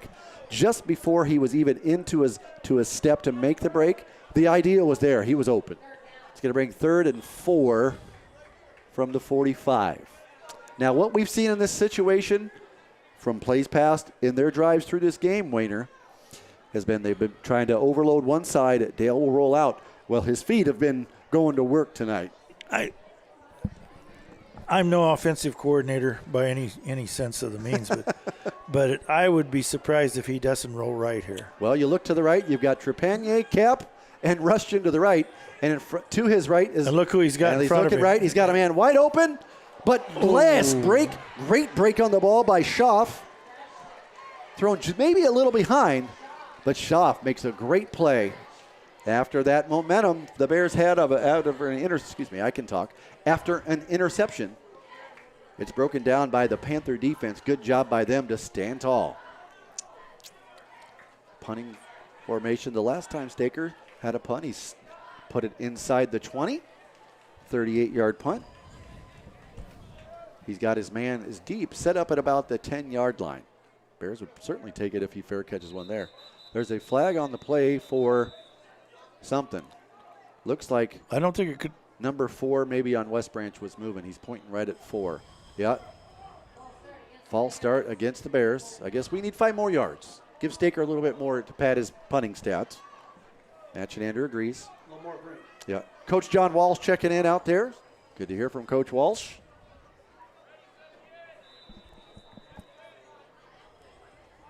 So the Bears now punting from midfield. Staker gets it, just going to go forward and punt it. It is high and deep from the 10.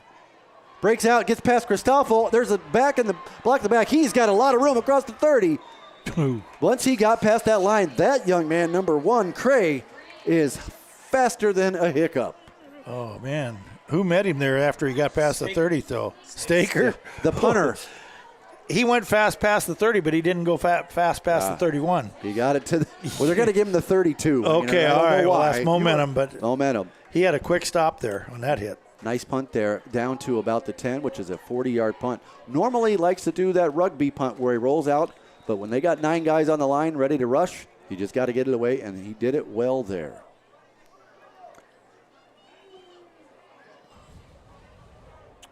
Twins left, twins right. This has kind of been that formation where he looks for a quick hit, and he's looking for it right there. He's got his man, number 4, catches it, goes across the middle. Capper brings him down, looks like after about a 9-yard completion. Pass to Jamison. That's been his man tonight. Number 4, Alex Jamison. A nice target at 6'5". Tough to miss a guy like that.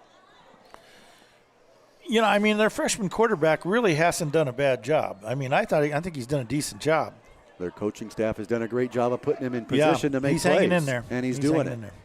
Even through some tough tackling tonight. 2nd and 9. 2nd and 1. He's looking again. This time he's pressure, and he's going to go down. There's a sandwich at the quarterback. Number 1 and number 77. And then number 69 to help take him down, and it's a loss to the 34. Gates now with his second total tackle tonight, a loss of 7. 3rd and 8 from the 34. Like frozen, Matt. Let it go. Here we go. The look on his face when we said that. Yeah, boom. Again, on your screen, you're seeing a new sponsor. Title sponsor for the rest of the season for the Bears is First Main Street Insurance. We want to appreciate their gift. Looks like the Panthers are going to take a timeout with 2:23 remaining in the second quarter. Bears lead 21-0. We're going to take a short break. The Bearcast on WestBranch.Football.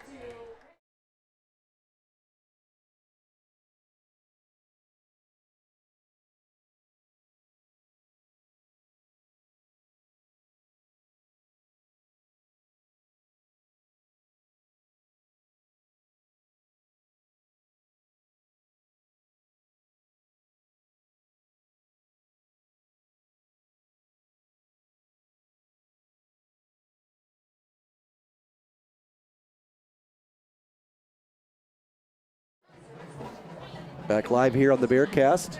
2:23, excuse me, on the game clock. I swallowed a bug. Bears are up 21-0. They've done it through the air tonight, and they've done it on the trusty feet of quarterback Brennan Dale. He and Cooper Gates tonight are chunking up the yards that the guys in front of him are getting. What do you got? 78 and 67. 78 for Gates, 67 for Dale. I tell you what, the last time the Bears had 2 100-yard rushers, see if they can come up with it. See if you can come up with it, anybody. I sure can. I mentioned a quarterback sneak earlier tonight from a game, and that was it. 3rd and 8. Quarterback back. He's got a lot of pressure. Throws it across the middle, but well overthrown his target. Good pressure by the Bears. Guess who was the first one in there to make the quarterback bounce up in the pocket? Number 1, Gates. He's going to get him sooner or later. He's going to get him. He's going to get his 3rd one, baby. He's had a hand on him about the last 2 or 3 times. Yeah. Sack record, I think, in the game's 8.5. So we've got a little bit of work on that one to go. Well, Trevor Port back in 2008 played Iowa Valley twice. Had 6.5 one night, 8.5 in the playoffs when they played again. He had a career against one team. Staker back at his own 37. Punt formation, high snap, no rush at all. Oh, it's a short punt. Get out of the way, Poison. It takes a nice Monticello bounce. It's going to be a short punt. Bounce out at about the West Branch 43. 16-7. Quick West Branch math is 23 yards on that punt. The Bears take over. 2:10 on the clock. Let's score. This is one of those scenarios that you practice every day. Let's score. 2-minute drill. 2-minute drill. The Bears probably, in essence, Jerry, need let's say to the 30-yard line. They would need 27 yards to get in probably comfortable field goal range as well. Oh, yeah, I think they're probably thinking 6. This Jared lives for these things. Yes. By the way, the school record field goal is 49 yards by Gingrich last year. Trips left. Gates on his hip. Straight drop back to pass. He's looking downtown for Peterson. He's got a step, has to come back to get it. And it's incomplete. If that was on the money, he'd still be running downtown to the old Jeffrey's gas station for 6 and gas. Wayner. Boy, that was close. That was close. Good job by it's underthrown, but good job by the defender not making contact. I think the defender got his arm up there. Yeah. And maybe, broke Brandon's line of sight. I think it's one of those things. When you got the fastest man in the state, 3-step drop, that's tough. You just take his drop and just throw it. Let him come underneath it. If you overthrow him, congratulations you. Yep. 2nd and 10 for the Bears, just over 2 minutes. Trips right. Peterson again singled up left. Cooper Gates to the right hip of Dale. Drop back to pass again, looking. He was sacked, but he just throws it up. Throws into, and there's coverage, and there is the flag this time. It was underthrown. Yep. Different from the first time. The defender goes to make the play and runs into the man. That was pass interference all the way. But more importantly, give Brennan Dale credit. He was in the midst of a sandwich of Panthers coming on to bring him and crush him to the ground. Just kind of gets away with it. Individual effort, I can talk here. Nice scramble. Nice. Yeah, nice scramble. Well, 15-yard completion. The Bears are going to get to the good side of the 50, probably to about the 42. Oh, I got lucky on my guess, Matt. 42-yard line. I'm probably speaking out of turn here, but I still thought we maybe would score here. Yeah, there's still plenty of time, Wiener. Minute 56 is. Oh, there's a minute on there? Oh, yeah. Look down at the one down here. It is running, though. A minute 53. This one on the north, and you couldn't time much of anything with that. Well, they're giving Peterson a 12-yard cushion up top. Look, maybe for a quick out. No, it's going to be a straight run by Dale. Gets past the second guy. Third. Open. Pass to the 30. Oh. He has tripped up, but give that man 12 or 13 more yards. What a cute little run there, huh? Oh, my gosh. By the way, that puts him as the leading rusher now for West Branch at 80. Really? Actually, 12 yards, 79 yards. There was a combination of good moves in there, I'll say that. So you've got 79 and 78, I think, if I remember right. Now, 2 guys with basically the same yardage. Nice stat. They're at the 30. There's that yardage I talked about, asking Jerry where they could maybe get a field goal from. They are probably well within the leg of Gingrich, but they also have a minute 25 and running with a full bevy of time. Rolls right. Okay. He's going to have to get rid of it quick. He throws it across the middle. Peterson's there and gets hit. Interference. And there's 2 flags. Both are going to be for the same thing. He was going to come back, and I think he was in position to catch that football. I tell you, if that kid don't interfere, that's maybe a touchdown. That might be. He had a step. That is definitely pass interference on the Panthers. Yeah, that was a pass interference to save the touchdown. Yeah. 15 yards. You don't have to worry about half the distance when you're at the 30. The 15-yard line is half the distance. The math checks out, Matt Chenander says yes. So, what are we going to – there's a little bit of Jake Stenberg. Nice underhand toss. Where'd we get that ball boy at? Boy, you never see anything like that. They're at the left hash. Yeah, the Bears want it over there. Pretty good arm there, underhanded. Yeah. It's not an automatic first down, but with 15 yards and it's 10 yards to line to gain, it will be a first down. Right at the 15-yard line, Who Project Red Zone. Well, we got a minute and 15 here. We've got plenty of time.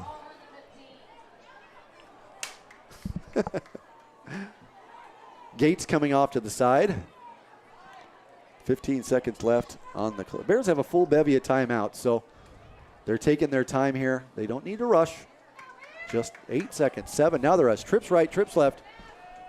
They got Green in the back. Green straight back. And they pitch it to him quick out to the right. And there's nothing but White. Can he get away from him to the outside? He gets taken down from behind. I think they're going to give him 2. Just at about the 1 minute mark. Bears are not hurrying. Again, 3 timeouts.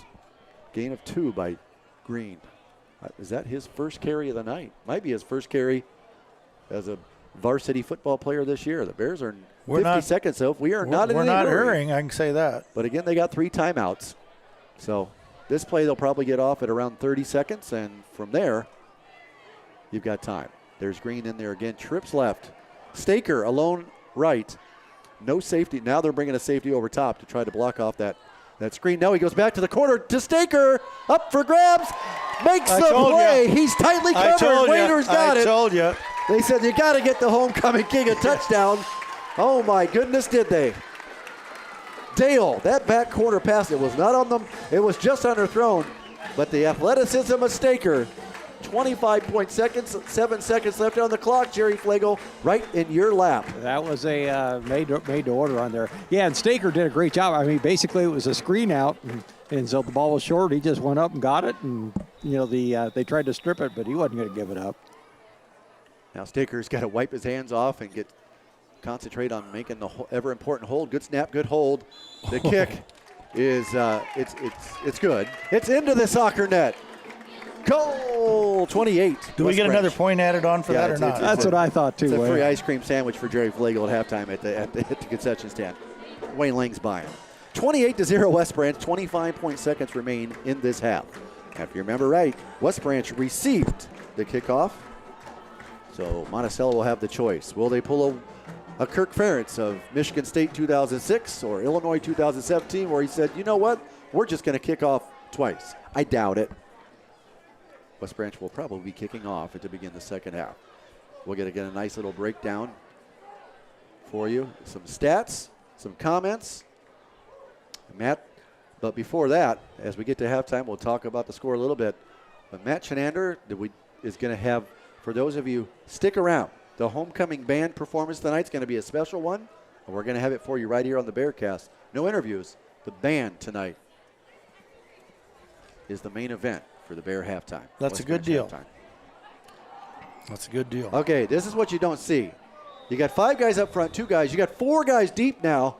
They're all inside the 15, Jerry Flegel. I don't know if I've ever seen this at the high school level. And the kick is low. Probably get a skip. He gets it about the 2. Going straight ahead. He's got a hole. Puts on the speed, and he's going to get to the outside. 1 man to beat. Good. The kicker saves a touchdown. Number 1, Mr. Isaac Cray has got some speed putting that foot in the ground. And the kicker, there's a possible player of the game play right there. Yeah, it could be. It could be. He's got 3 touchbacks, or 2 touchbacks, an extra point into the net, and a touchdown saving tackle. That's the uncommon Bear right there, Jerry.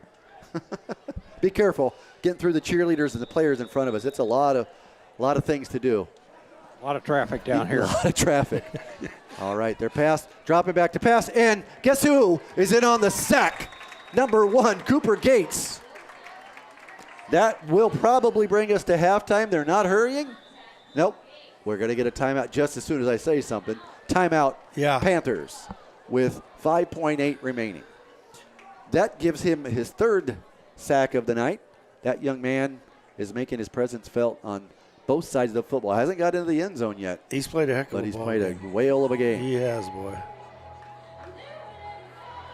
Jerry, as you are standing right down there, you should talk to one of the band members right now. Get a quick quote from him to say, hey, what's the show going to be about? See if we can get some inside scoop for the fans, for the people that are going to be watching. I love it. This is something you don't get everywhere. You know, every time we get talking about the band, and they deserve some recognition. You got it. Don't get me wrong, but Okay, so this is going to be your favorite, Jason. Oh, yes? It's on the movie Frozen. Oh, let it go. I make a reference, and it comes to fruition. there we go. And I was sitting with my 4-year-old grandson yesterday watching on a video on about 2 hours on how they made the movie Frozen. It was really interesting.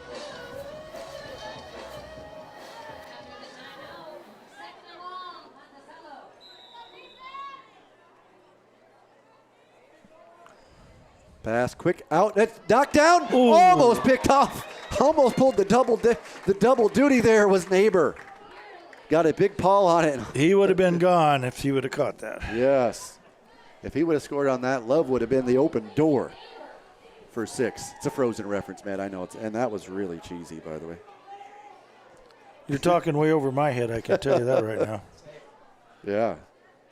His mental synchronization. would have had very little explanation there. Throws out to the side here to Cray. Let's see what his feet can do. When he's got players in front of him, he can't get by him. That kid is fast as fast. Six did a nice job on that tackle right there. Let me tell you. You bet. That brings us to halftime here in West Branch. The Bears 28, the Panthers 0. Let's go to you, Jerry, for what are your quickest thoughts here from this first half? Oh, trying to get the mic on there. Yeah, what was that again, Jason? What are your quick thoughts on the first half? Well, I tell you, it's gone just exactly how West Branch wanted it, other than maybe the first drive of the game. They're up 28-0. I think they knew with Monticello being shorthanded, one of the goals, quite frankly, is to get 35 up, to get some running time on there. So right now we're kind of in tune for that. But Monticello, I am impressed with that freshman quarterback on there, and also too, you saw game break there. So defense has been good, offense has been good for the Bears. So looking forward to the second half. And I'm looking forward here. We got about 13 cheerleaders going out for a performance. I'm going to go ahead and hit what's called the halftime button, where we're going to be muted, but the band and the cheerleaders are not. 28-0 West Branch on the Bearcast.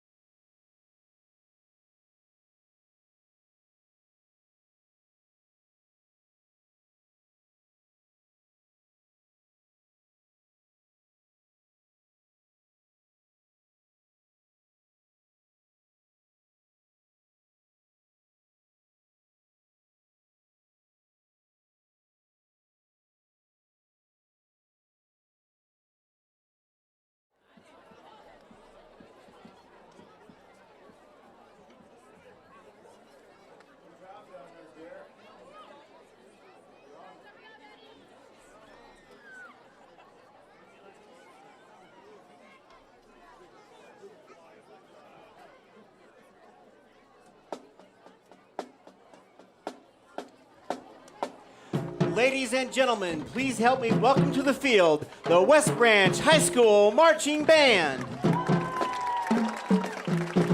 Get ready to journey into a world of magic, adventure, and music as we present a chilling performance inspired by Disney's Frozen. Tonight, our performers bring Arendelle to life on the field with a musical journey featuring the beloved songs, Do You Want to Build a Snowman? For the First Time in Forever, the iconic Let It Go, and Into the Unknown. The band will also perform their full show for the Corridor Marching Classic at Clear Creek Amana on October 15th. Drum majors Addie Schultes and Sophie Oakes. Is your band ready?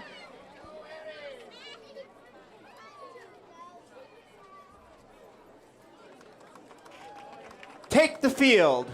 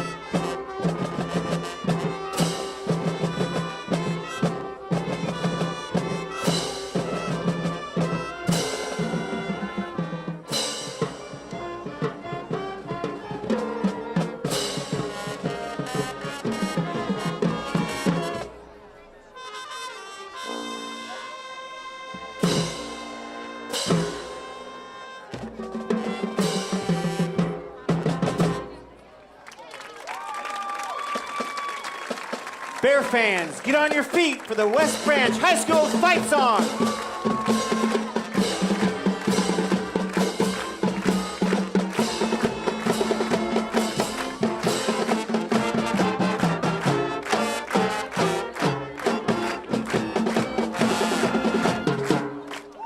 Let's have another round of applause for your West Branch Marching Bears.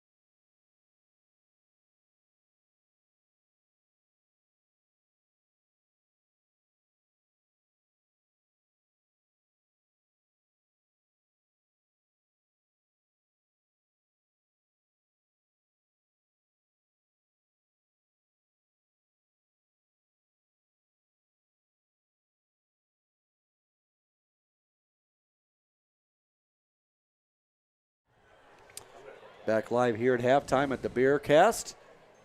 5 minutes left before we kick it off. West Branch 28, Monticello 0. Some quick stats from the game. Total yardage right now, West Branch 225, Monticello 61. 51 of those for the Panthers are through the air, only 10 yards rushing. West Branch 158 yards rushing, 67 yards passing. Now West Branch 158 yards rushing. If you weren't with us to begin the game, or you've been watching and wondering where number 32, Keaton Gates, he of the 586 rushing yards and 5 touchdowns through 3 weeks, where he is, well, he's been ill. So tonight he's just resting, and luckily his teammates have picked him up, and they've got 28 points on the board, led by the fleet foot and passing of quarterback Brennan Dale tonight. 6 carries, 91 yards, 2 touchdowns, one being 47 yards out. He's also 7 of 12 through the air for 67 yards passing, 2 touchdowns. One to Nolan Staker and one to Mr. Connor Capper. Now, Cooper Gates, 67 yards on 11 carries. Spencer Green, 1 carry for 2 yards. The biggest thing West Branch has done tonight has limited the big play. The only real big plays, Wayne Lang, that we've seen, I personally think we have seen out of the Panthers, have been from their special teams on kickoff returns. Kickoff returns, right. You named it. That's about as good as when we've seen. West Branch tonight, 13 first downs to just 4 from the Panthers.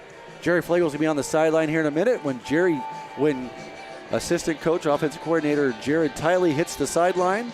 We'll get a little catch-up from him, but we're all trying to catch our breath from that wonderful halftime performance, Jerry. I tell you what, the band is doing a terrific job on there. So, and of course, you got a new band director, too, former West Branch grad.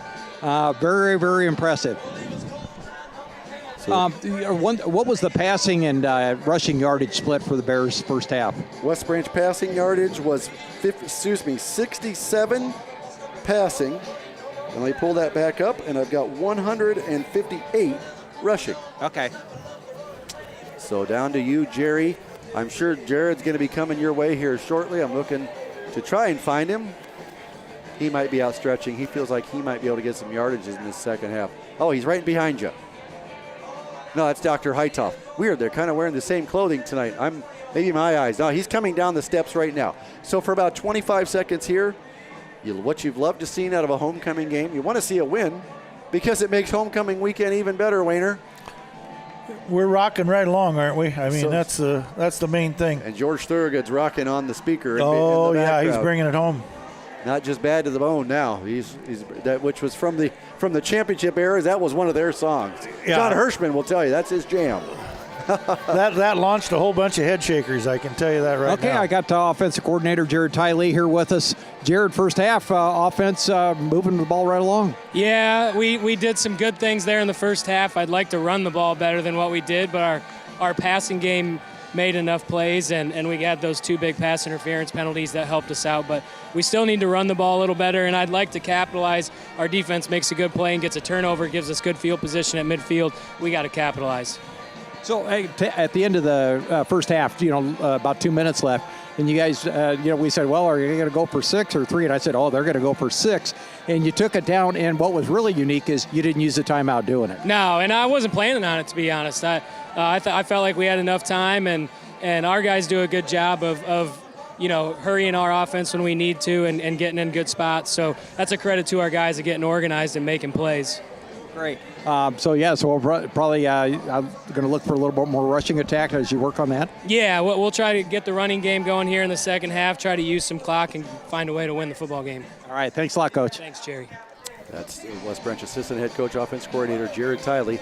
Bears have rushed for 158 yards so far, but which is obviously when they've been successful so far this year, Wayne, it's a little bit less than what their target rushing yardage is and their totals, but they're doing enough. They're winning 28-0. Yeah, I think that Dale's done a real good job of managing the football game.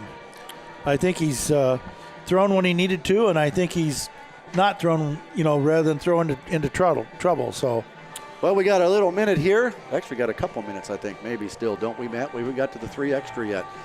Real quickly, some things going on in the West Branch community. You got to try to. We've talked about the band. We've talked about the football team. Now, it's not golf season per se, but something happened this weekend that I know is close to your heart. I was there to watch this event. McGavin Smith has been playing a lot of tournaments this summer on the Iowa Junior Golf Association Tour. And he's done well enough to get inside the top 5 for the season in total points. He's played well enough to accumulate that many points. Coming off a win, a first-place finish in Altoona 2 weekends ago, moved on to the season-long championship at the Talons of Tuscany Golf Course in Ankeny. Let me tell you something right now. A very private course. If you ever get a chance to be on that one, take it in. It is amazing. The car collection might be the greatest thing I've ever seen on site as well. I was there Saturday. The first round of the tournament, McGavin Smith shoots 6 under par. The back 9, he had 9 putts in 9 holes, and then finished it all off, shot 6 under par, Wayner, your grandson. He had 73 yards to the pin, 1 hop, 2 hop, rolls it in, eagle to finish off a 6 under par, 66, one of his better tournament rounds. Well, thank you for bringing that up. You know how dear he is to me anyway. We're awfully proud of him. And I just want to personally and publicly say thank you to you, because you do a lot of things for West Branch kids that people don't know about.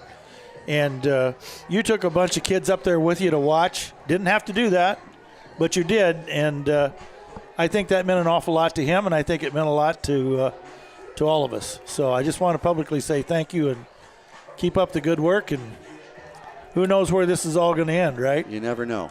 Yeah. I'm so thankful to be a very small part of the West Branch golf program. And by the way, as we mentioned the golf program, head coach Randy Sexton, it's his 29th birthday today. Oh, Coach Sexton, happy birthday, Coach Sexton.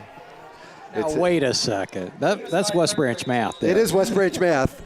He was not born in 1947, though, so I wasn't real sure. Well, so that's why he's AWOL tonight.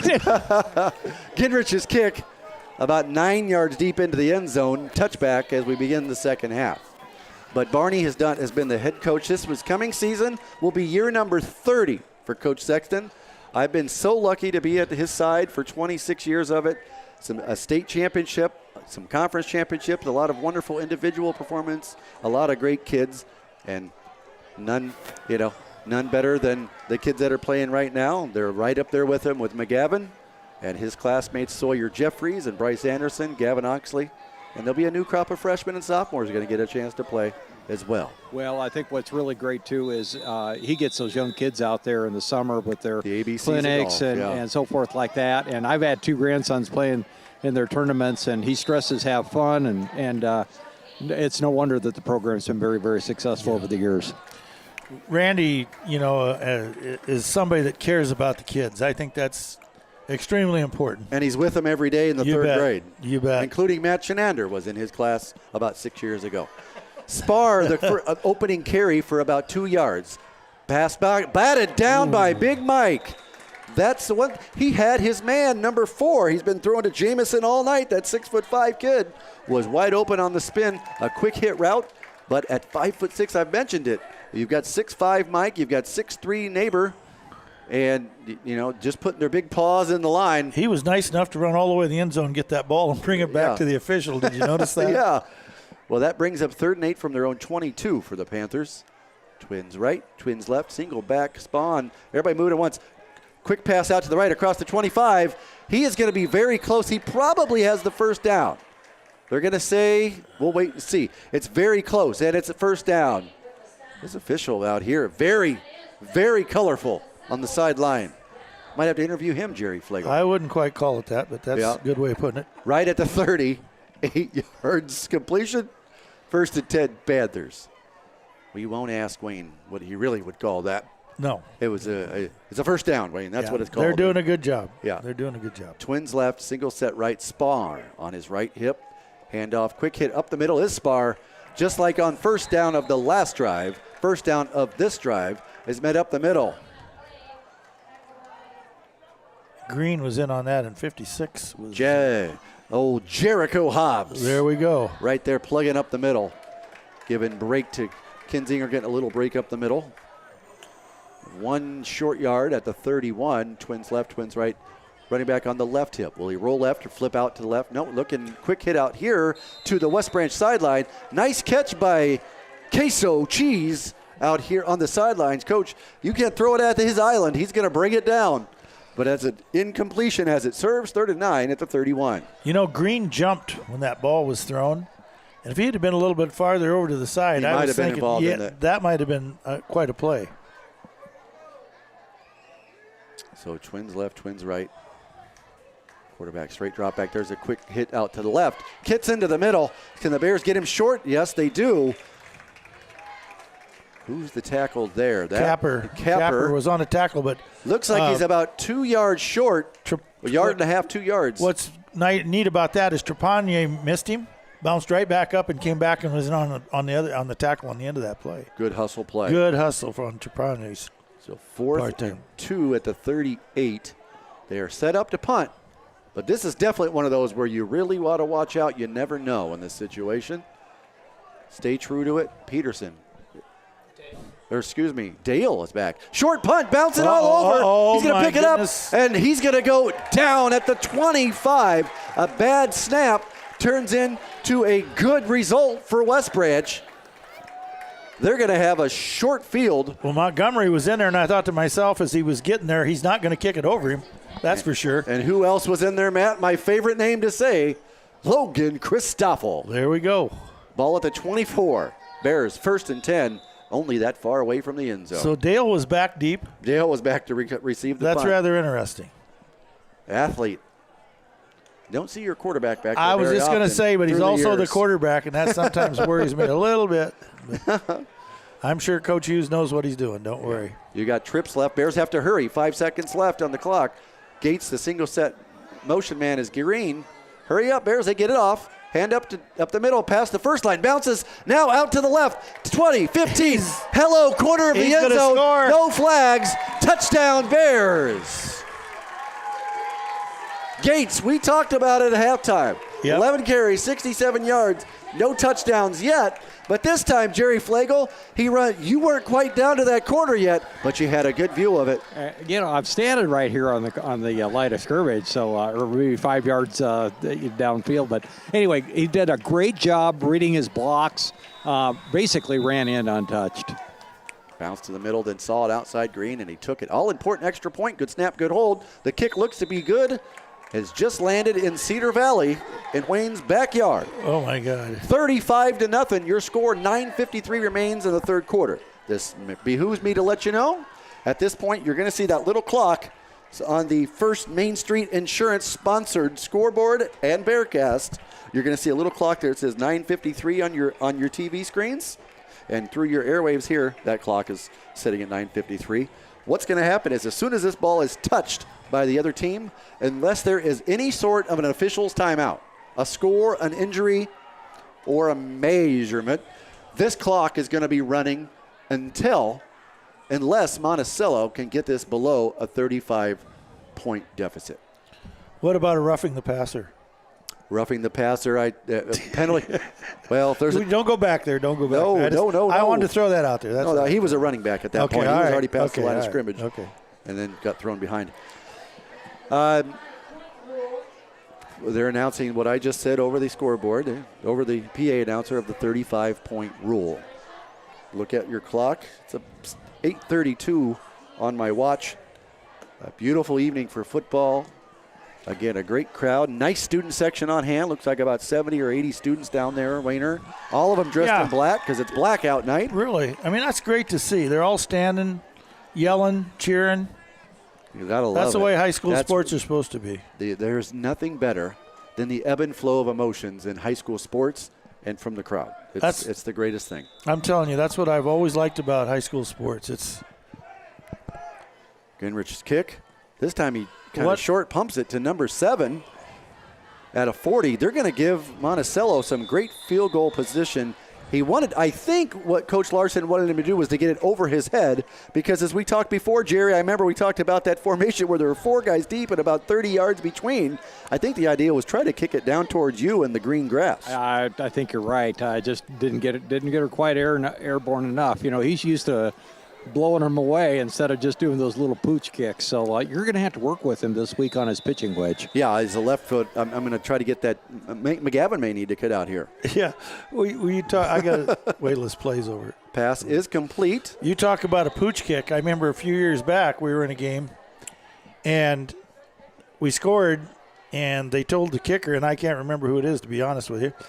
They said, we want you to pooch kick this one. So what do you think he does? Kicks it down, they get the ball and run it back, I don't know, 2/3 of the way, and it comes off the field, and the coach goes, what are you doing? We told you to pooch kick it. And he goes, what's a pooch kick? So I think there was a breakdown in communications there on that one. Well, second Can't 5. blame the kid. He didn't know what a pooch kick was. Tight Twins here after a 5-yard completion on first down. Straight drop back to pass. The rush is on. Got a lot of green grass left, and he sees that at the 50, out of bounds past the first down marker into West Branch territory at the 46. I think he saw Montgomery on his tail is why he speeded up there. Yeah. He had a lot of great coverage by the Bears secondary, but it was deep downfield, and Wilson could see a lot of West Branch Cedar County grass, and he took it, giving the Panthers a first down in West Branch territory for just the second time tonight. 6 minutes and counting on the clock. Trying to get the good job by the chain gang to work a little clock there as they're moving the chains. Shout out to Alex Krafka and his crew for getting this field in wonderful condition. What are we doing here? The clock's going to run out here. That's fine. Let it run. Well, the team is just letting the clock run out. They call a timeout, and the clock's still running.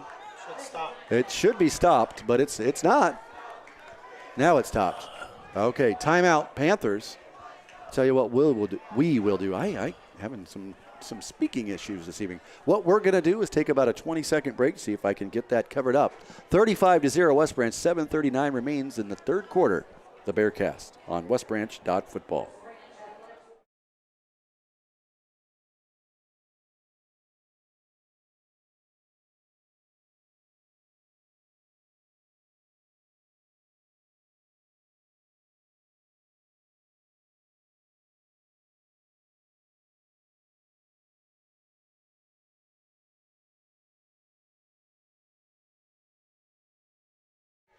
Live back here at West Branch, 35-0, 7:39. The clock is going to be an automatic running because the Bears are up 35.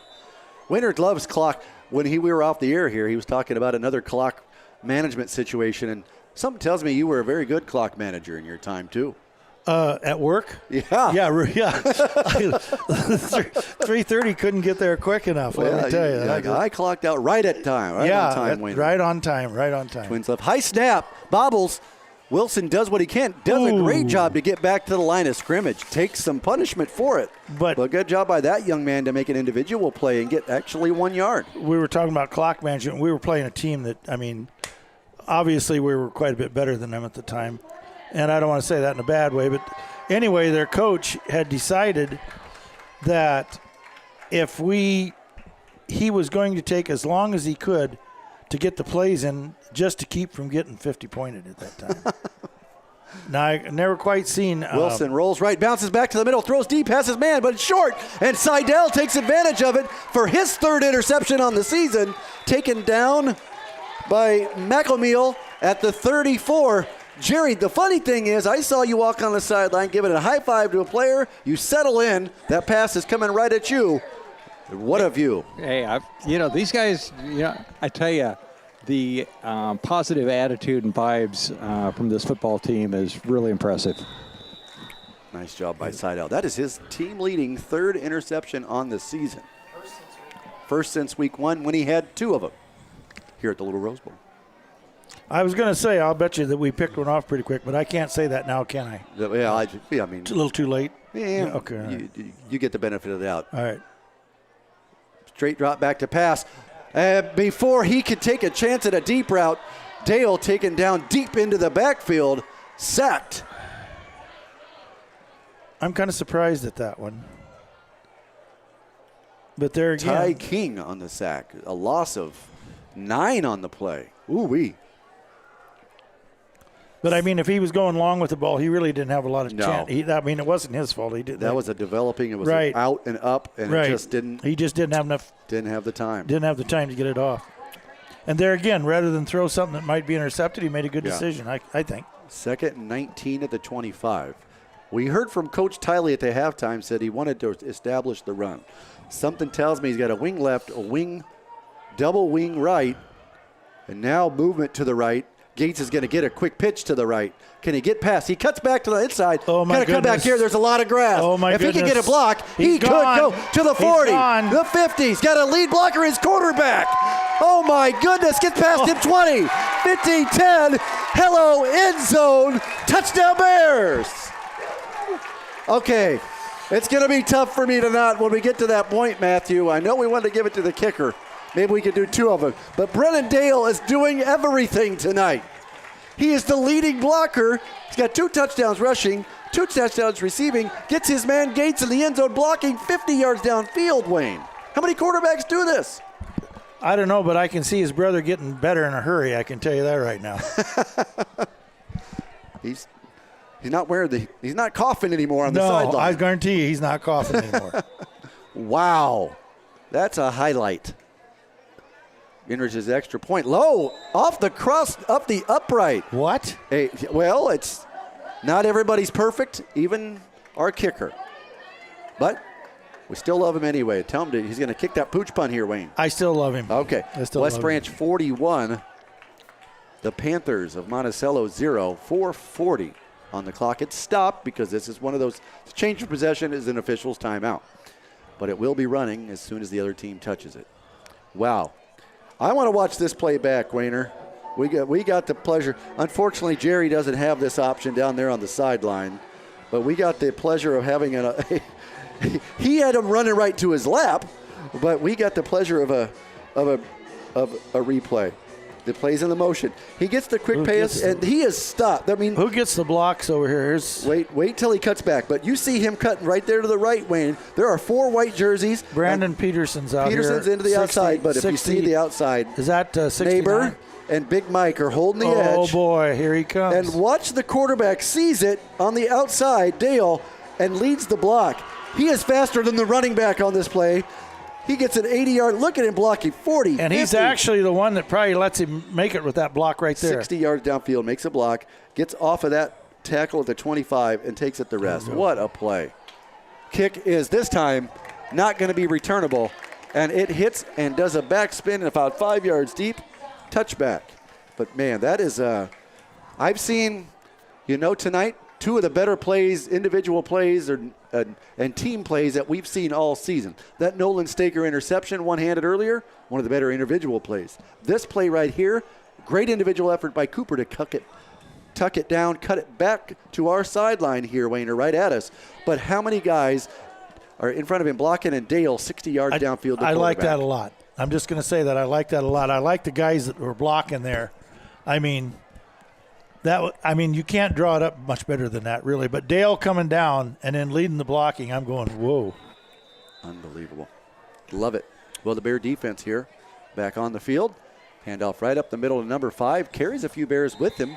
A nice little 3 to 4 yard carry. I'll be surprised if we don't start getting some and as other Bears in here as you pretty say quick. that, Cap comes out. And number 50, that's Mr. Hosier, Seth Hosier. He of the interception last week How about here in West Branch. 14. 14's Logan Christoffel. He's in there. Maddox Rushton now in at the right cornerback position. Right on Jamison, who's been the favorite receiver tonight. And just as I say that, he throws it up and go, and he's wide open. But Staker catches off on that, off his back, intercepted to the 30, to the 20, to the 15, 10, slips through, taken down just inside the 5. The ball was thrown. If that's on the money, it's lights out. I don't believe it. That ball's don't thrown believe inside. And Staker comes from his safety position, reads it. Just as I'm saying, oh my gosh, deep reception. Number 33, Staker, with his second interception of the night. So he's had 2 interceptions. A touchdown reception. A touchdown reception, a one-handed catch. Jerry, you're going to have to go over to the other corner of the end zone so you can get a little closer look. I mean, you just keep staying on this side. That's not much fun. I'm getting tired. Okay, I get it. So the Bears have first and goal at the 3. I want to see Jerry right in the back of the end zone I was worried to he was catch gonna, that extra point. I was worried he was going to be putting that raincoat on again here pretty quick. Yeah, Jerry, you should get a couple little kids with you. You guys go up, and whoever catches it, we get them an ice cream sandwich. You'll be the witness to who catches it up there, on the road. Yeah, first and goal. You could get him hurt doing that. Is that Gabe DePorter on the carry, 21? Am I seeing that right? Yeah. Gets down to, the official. Tries to get in there. Nah, he's all right. He might have rolled his ankle, but he's popping right back. He's all right. I thought he popped a tire, but he's stretching it out. He can still go. Yep. Don't worry about him. They get in at the 1. Gabe DePorter in. Here's a great story for you.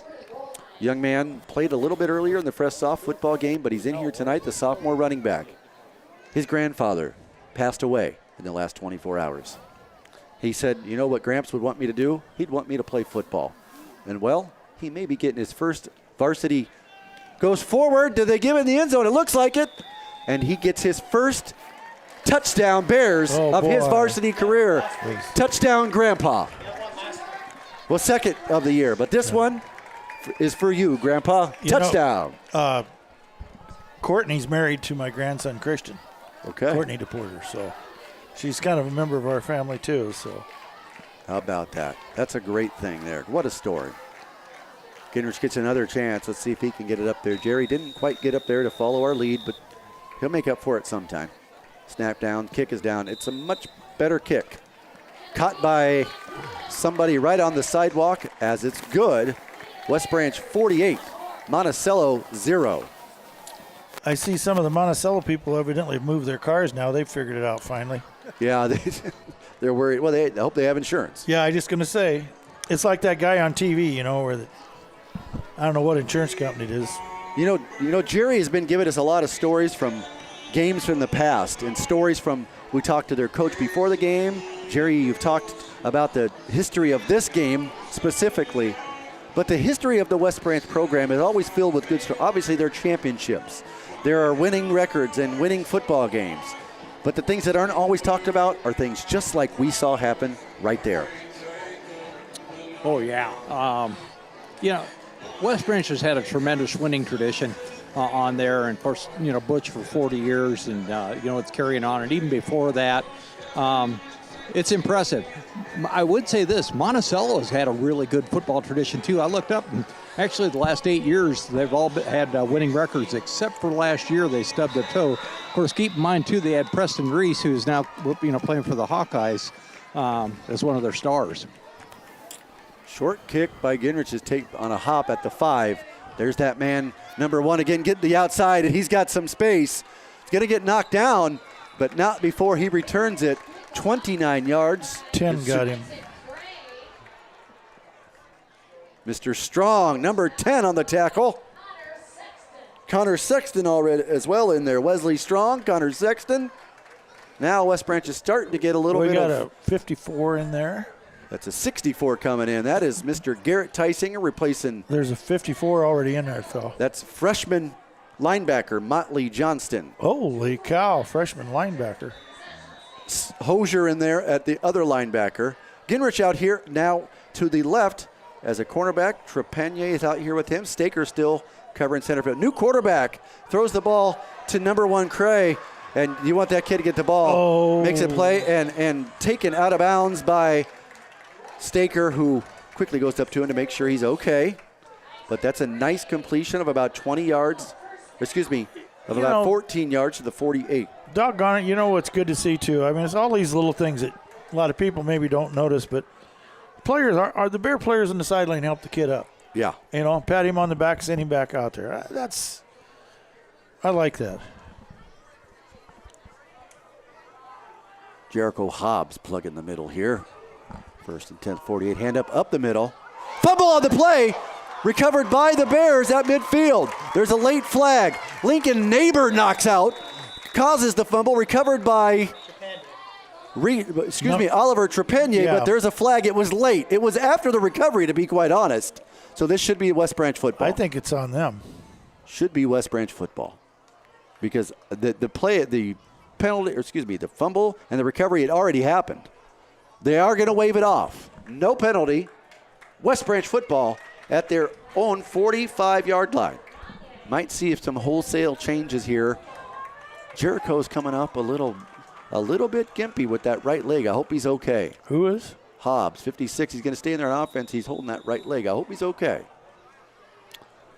West Branch is late getting on the field. They're going to probably call a timeout to do some. Oh, that's the end of the third quarter. So they're going to call a timeout for us on the scoreboard. It's 48 West Branch. It's 0 Monticello. Fourth quarter action coming back here on the Bearcast, sponsored by First Main Street Insurance. We'll be right back.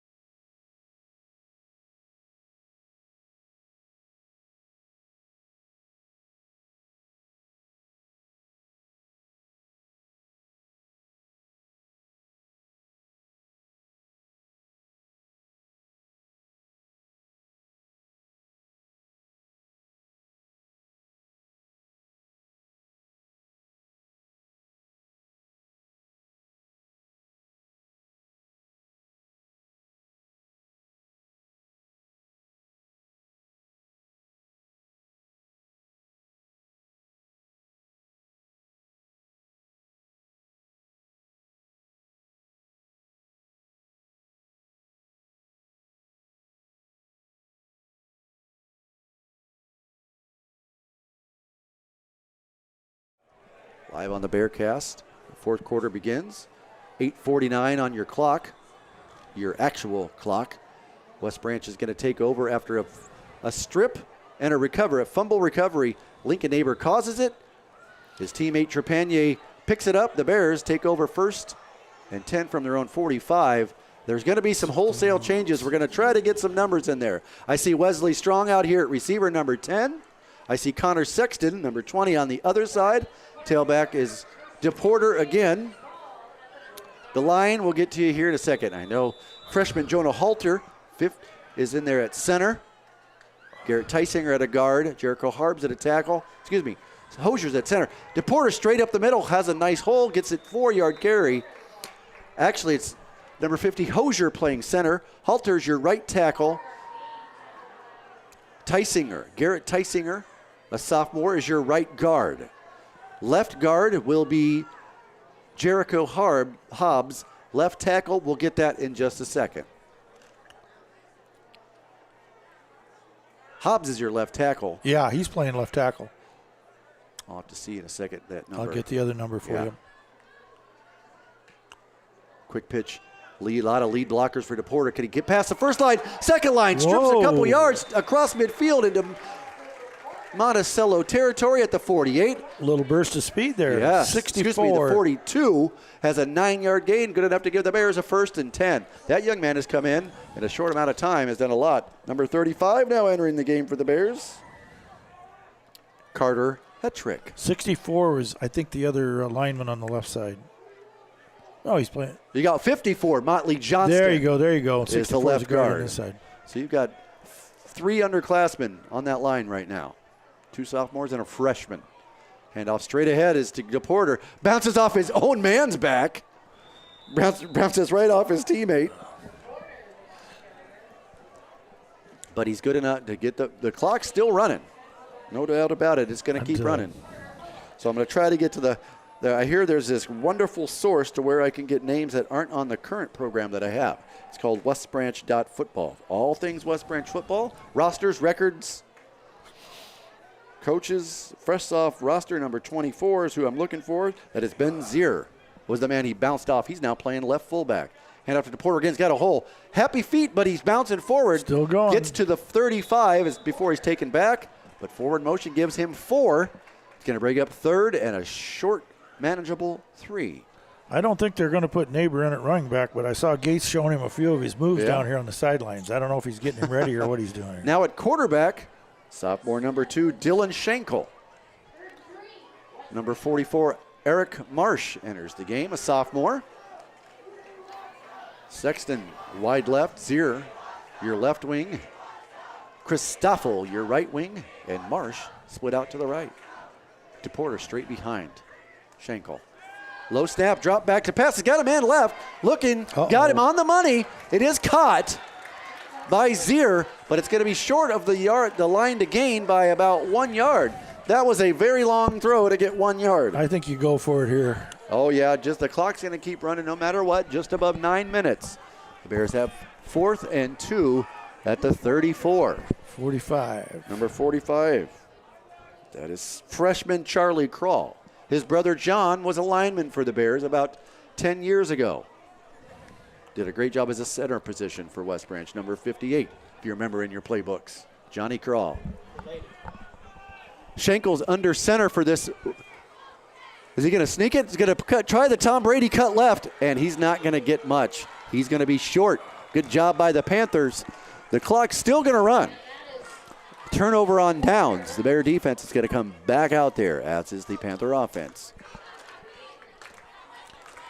I see the coaches down here, too. They're doing a good job. I think they're trying to round everybody up here to make sure everybody gets in the game. Number 18, freshman Brooks Seidel. Big play receiver tonight for the Bears. A couple long receptions, has a few interceptions on the season down at the freshman sophomore level. He's in. Big number 17, Logan Axline comes in to replace Neighbor. Number 15, Teague Thomas is coming in.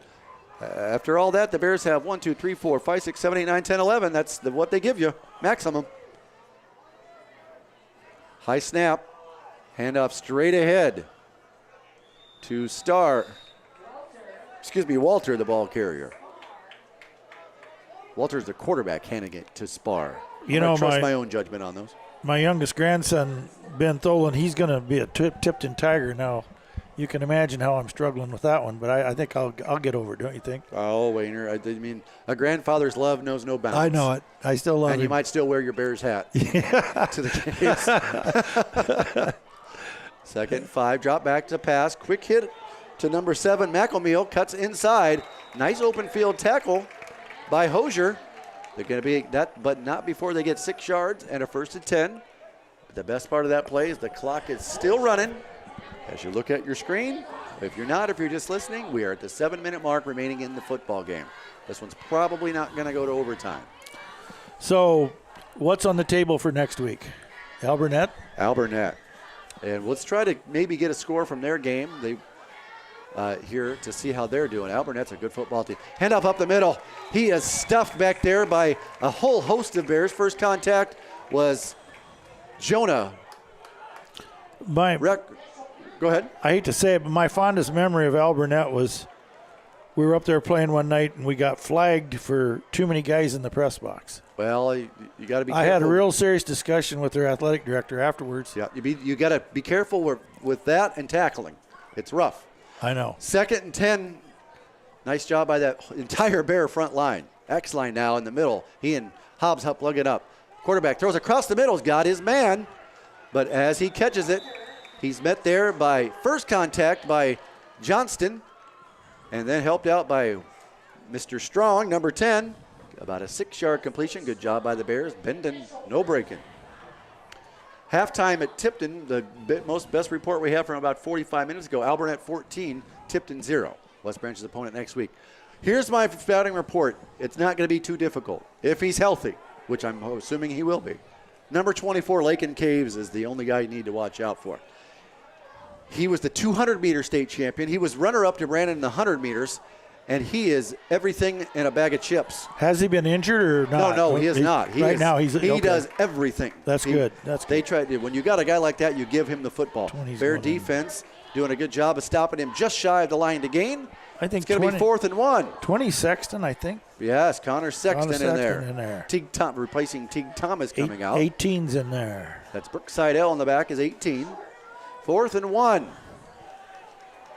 Number 11, Luke Walther at 6'4", a quarterback. He's, well. Yeah, I was going to say, we went from timeout. From economy size to super size. Super size in one move area.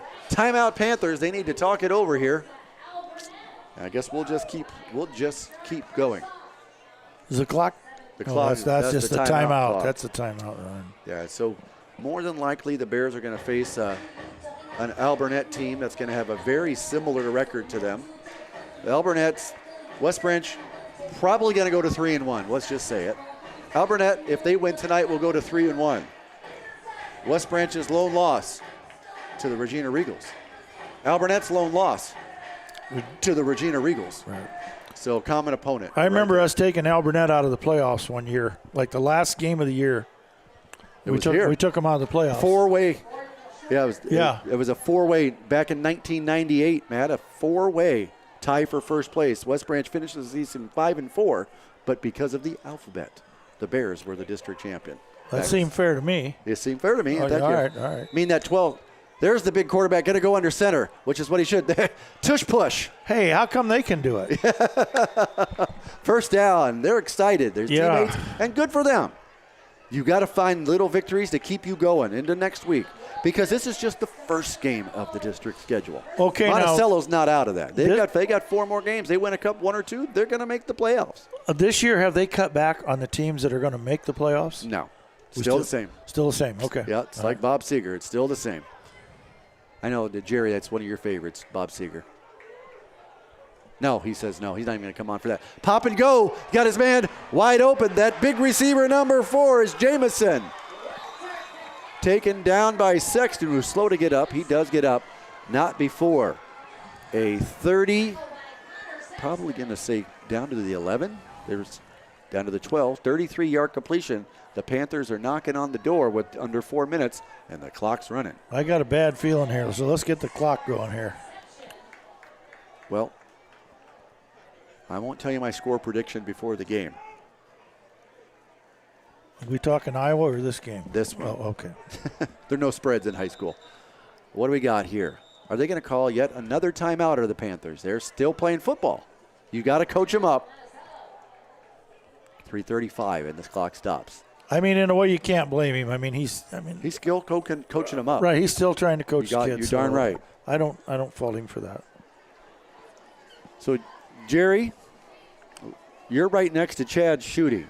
Where did Brennan and Cooper finish with rushing in regards to rushing? And, well, give me just a second and I'll find out. You got it. I can tell you Cooper Gates has got to be, with that real long run he had, got to be around 150 yards rushing. Brennan Dale did things on both sides of the football, passing and rushing. Did a great job tonight. And he's probably going to be our player of the game, Matt. Yep. Okay. I think. Okay. Yeah, we're looking at the stats. Passing, Brendan had 67 yards, 82 rushing, and Cooper Gates had 166 yards on 13 carries. A lot of it on that last carry. That's not a bad yard. That's not a bad math. You do some 12.76 yards. Cheapers. How's my West Branch math? That's pretty good. Look at him showing us up down there. You're the accountant. I'm the accountant here. What's happened? There's a pass looking for a wheel route. It's not there. Halder putting pressure on. Back across the middle. Is that intercepted? Nice play. Nice play. Knocked down. Nice job by the defense. So one thing a quarterback, when you pass the football, 3 things can happen. 2 of them are bad. Incompletion, interception, and a completion. And when you're rolling right and throw it back across your body to the middle, not very many good things happen. 18 made a good play. That ball was catchable, actually. Side L. 3 minutes left. I'm going to think Matt and I have got our votes in. Jerry, What do you got? Do you think Brennan Dale is a good vote for player of the game?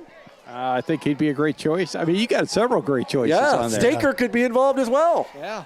The homecoming king, we got to talk to him, don't we? Yeah. Pass I think so. on the rush, thrown it to the corner. Overthrown him.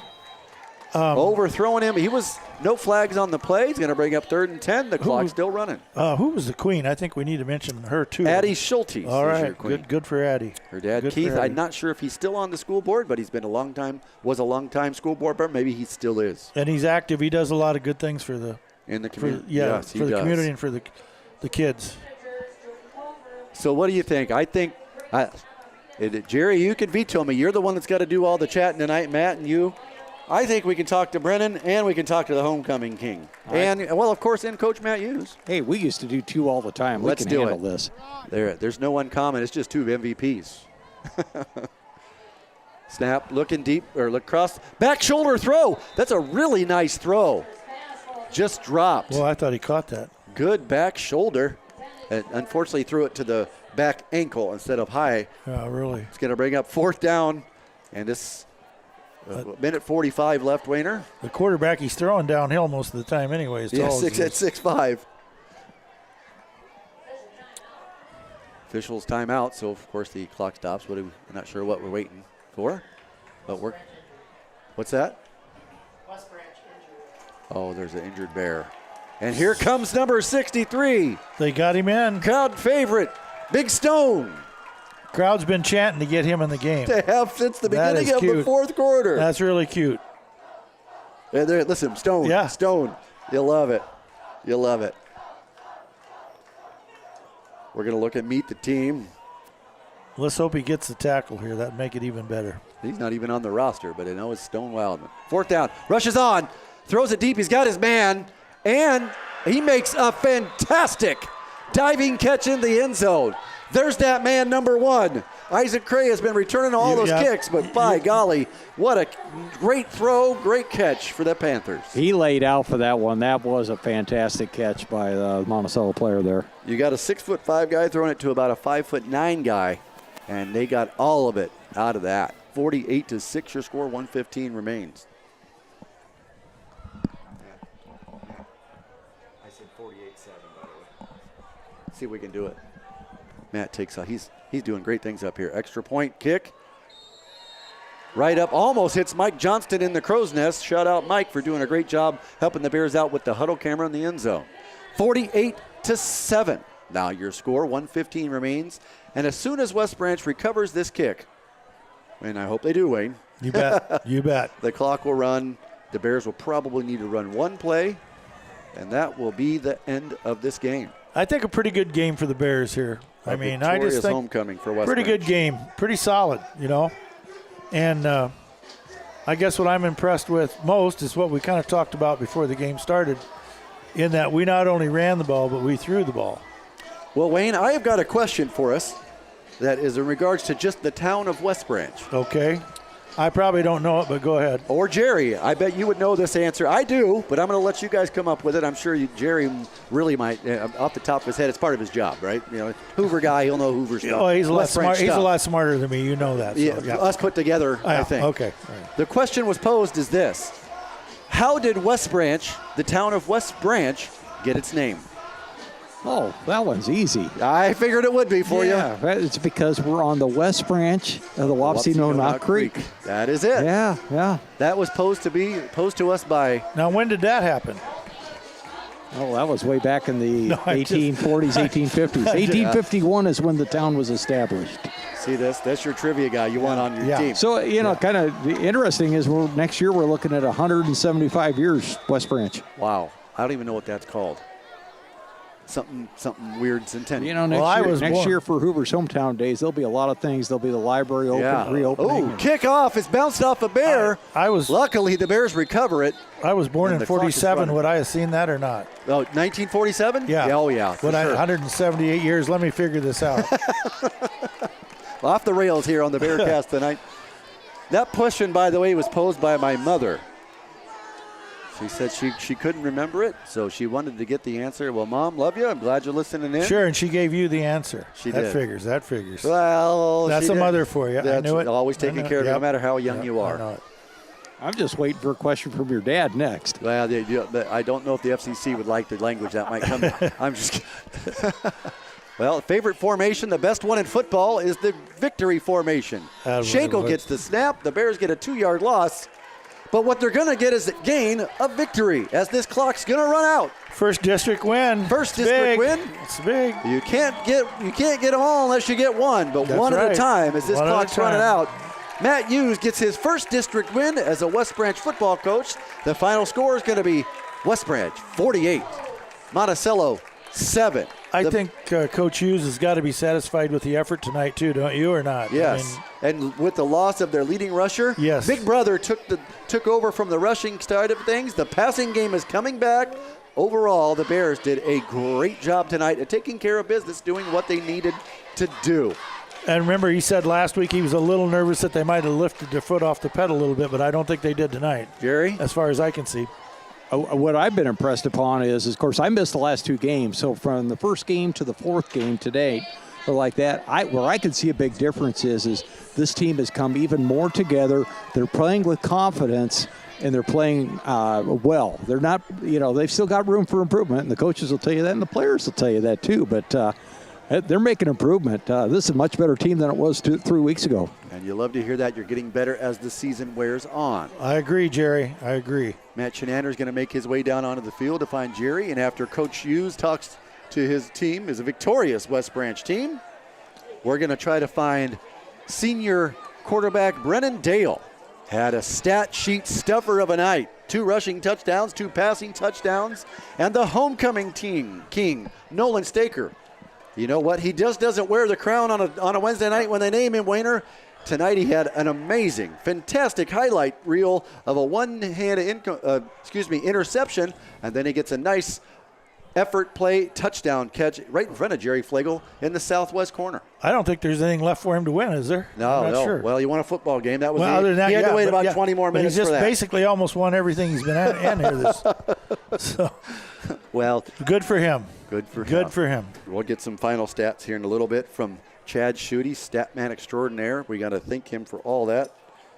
And He does a great job, doesn't he? He and their team do a great job. And as I say that, my phone vibrates, Wayne, and I have the final stats. Let's give a couple numbers here, and Jerry and Matt can use these for the final numbers are this.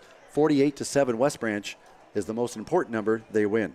Total yards tonight, West Branch 337, gave up 168 to the Panthers, 148 of them through the air, 20 yards rushing for the Panthers. The Bears carried the ball for 265 yards.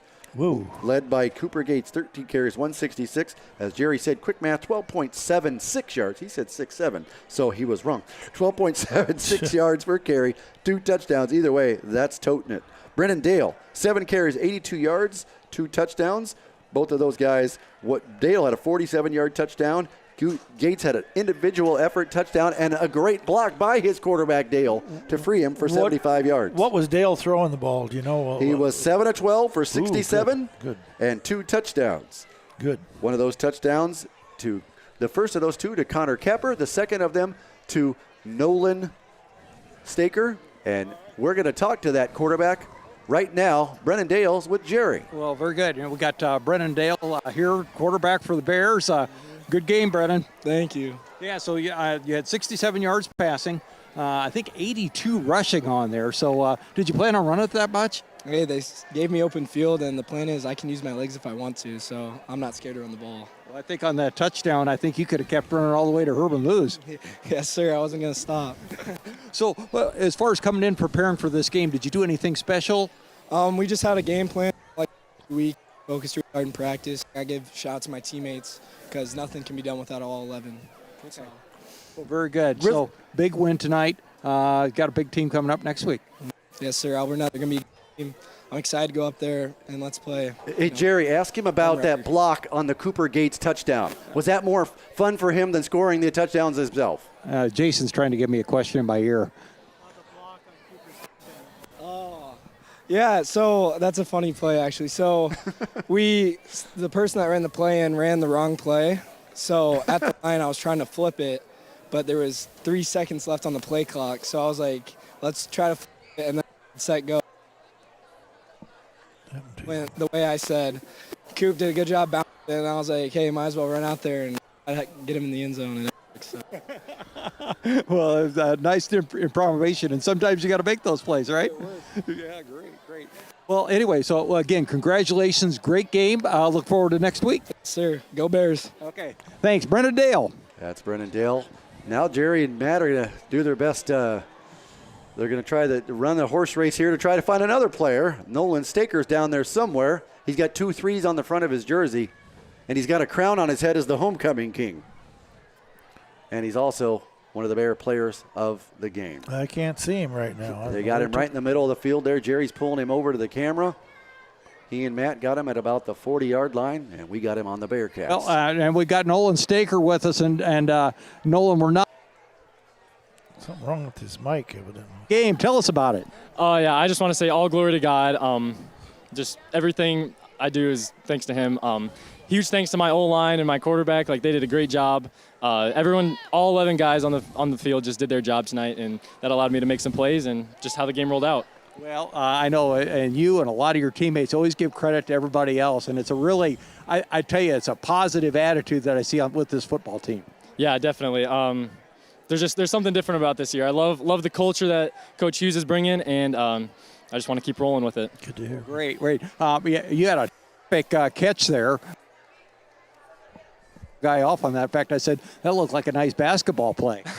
Yeah, it was just kind of like getting the rebound, you know. I had to bring his arm with it, and we practiced that stuff in practice, and it was just Dale put it up there, and I told him, Calvin Johnson, I'll go up and get the ball, you know. How about that interception? You did a great job. Again, and congratulations on being the homecoming king on there. So this is a great way to cap off homecoming, right? Definitely, yeah. Well, great. Well, again, congratulations, Nolan Staker. Look forward to seeing you next week. All right, go Bears. That's Nolan Staker. Wow. Well, we talked about it earlier. He had one of the plays of the year with that one-handed interception. That's a highlight film if I've ever seen one. Yeah, and they're waiting down here. Going to try to get a hold of a victorious head football coach, Matt Hughes. He's down there probably celebrating, trying to find one of these cookies up here that we got from Cookie Mom here comes Cookies. Coach Hughes. Well, he's okay. We got Coach Matt Hughes with us on there. Matt, great homecoming win tonight. That was awesome. The kids came out and they got better this week, and they came ready to play. You know, we still have a lot of stuff we can get better at. You know, there's a lot of penalties and blocking assignments that we miss. So the beautiful thing about this game is you're never perfect, and we always have stuff we can work on next week, and there's no shortage of that this time. And the kids in the huddle, that's just exactly what they said in response to your questions. Absolutely. These kids are hungry. They're doing a great job. They're showing up every day with the will to get better, and they're doing it, and I'm just so proud of them, you know, and to come out and get that first district win is huge, and all credit. You know, we challenged them after Regina that, you know, in order for us to be a great team, we got to give effort and we got to tackle better. And gosh, you watch Brendan Dale run the ball with the effort he gives, and Cooper Gates, my gosh, I mean, when we did, you know, not having Keaton tonight was a big loss, but when you have someone like Cooper could step in, that's a pretty nice 1-2 punch. It is, and you know, we interviewed 2 players previously, Nolan and Brendan Dale, or like that, and both made sure to mention and talk about the culture and how much they enjoy playing for you. Oh, well, I enjoy being their coach. Every one of these kids I care deeply about. They're just unbelievable kids. They show up every day. They're West Branch through and through. They all they care about is carrying on the tradition of West Branch football, and it's just a special place to be. I'm so happy to be here. Well, we're happy you're here too. Now, could you give us maybe just I know you mentioned Alburnette's coming up next week. Yeah, Alburnette's got a great team. You know, I mean, they got a running back that's as good as anyone we've seen. Much better than anyone we've seen to this point. So we're going to have to continue to play good defense. Coach Bailey's done a great job of getting our defense primed and ready to go week after week. So I have no doubt that we'll have a good defensive game plan for them. But we're going to have to score some points too. Absolutely. You know, one of the things I mentioned right before as the game ended or like that was, you know, I missed games 2 and 3, and the difference in 3 weeks from game 1 to game 4 is this team has really improved a lot already. Every week we're getting better and better and better, and that is a total credit to our coaching staff and the players for showing up every week with the hunger to get better. They know that we can be they know we're pretty good right now, but we want to be great. And then we talk about greatness all the time and what it takes to be great, both on the field and off the field. And these kids come up and they're special groups. So the sky's the limit for them. They're going to keep on getting better, and they're really in search for greatness. Well, that's great. Well, again, great. Good luck, and on next week at Albert, we'll look forward to seeing you. All right. Thanks. Go Bears. Okay. Thanks, Coach. That's Eastland, Texas, 1994 homecoming king, by the way, Jerry. Speaking of the homecoming message. Well, there were 37 people in his class, and he said, it wasn't too difficult to be the homecoming king. But Jason, what it just is so impressive with these kids and their attitude. I'm really impressed. Well, you got to love it. It's happy to celebrate a victory, happy to celebrate a homecoming victory, and I'm glad to have Jerry Flegel and have Wayne Lang back on the call again. You never know. If Hirsch goes on another fishing trip, you're in. Oh, I know. I might even pay for it. I'm not sure. You might pay for the trip or the being up here. I'll pay for his trip. Well, we're going to shorten it up tonight because we want to get you guys out to celebrate a homecoming victory. Once again, I want to thank you and Matt for the wonderful job you guys do bringing this whole thing together and providing it for the people of West Branch and other towns too that want to listen. And here I am. I'm 78. I don't know how many more of these I got left in me, but I can get you. I tell you, I'm enjoying every one of them, Jay. So thank you so much. Well, it's always a pleasure having the voices of the Bears and Jerry Flegel and Wayne Lang, the voices of a championship generation through the years. I'm just proud to be a part of it, proud to be a Bear, and I'm proud of this team's 48-7 homecoming victory. Got to hear it here on the Bearcast. WestBranch.Football.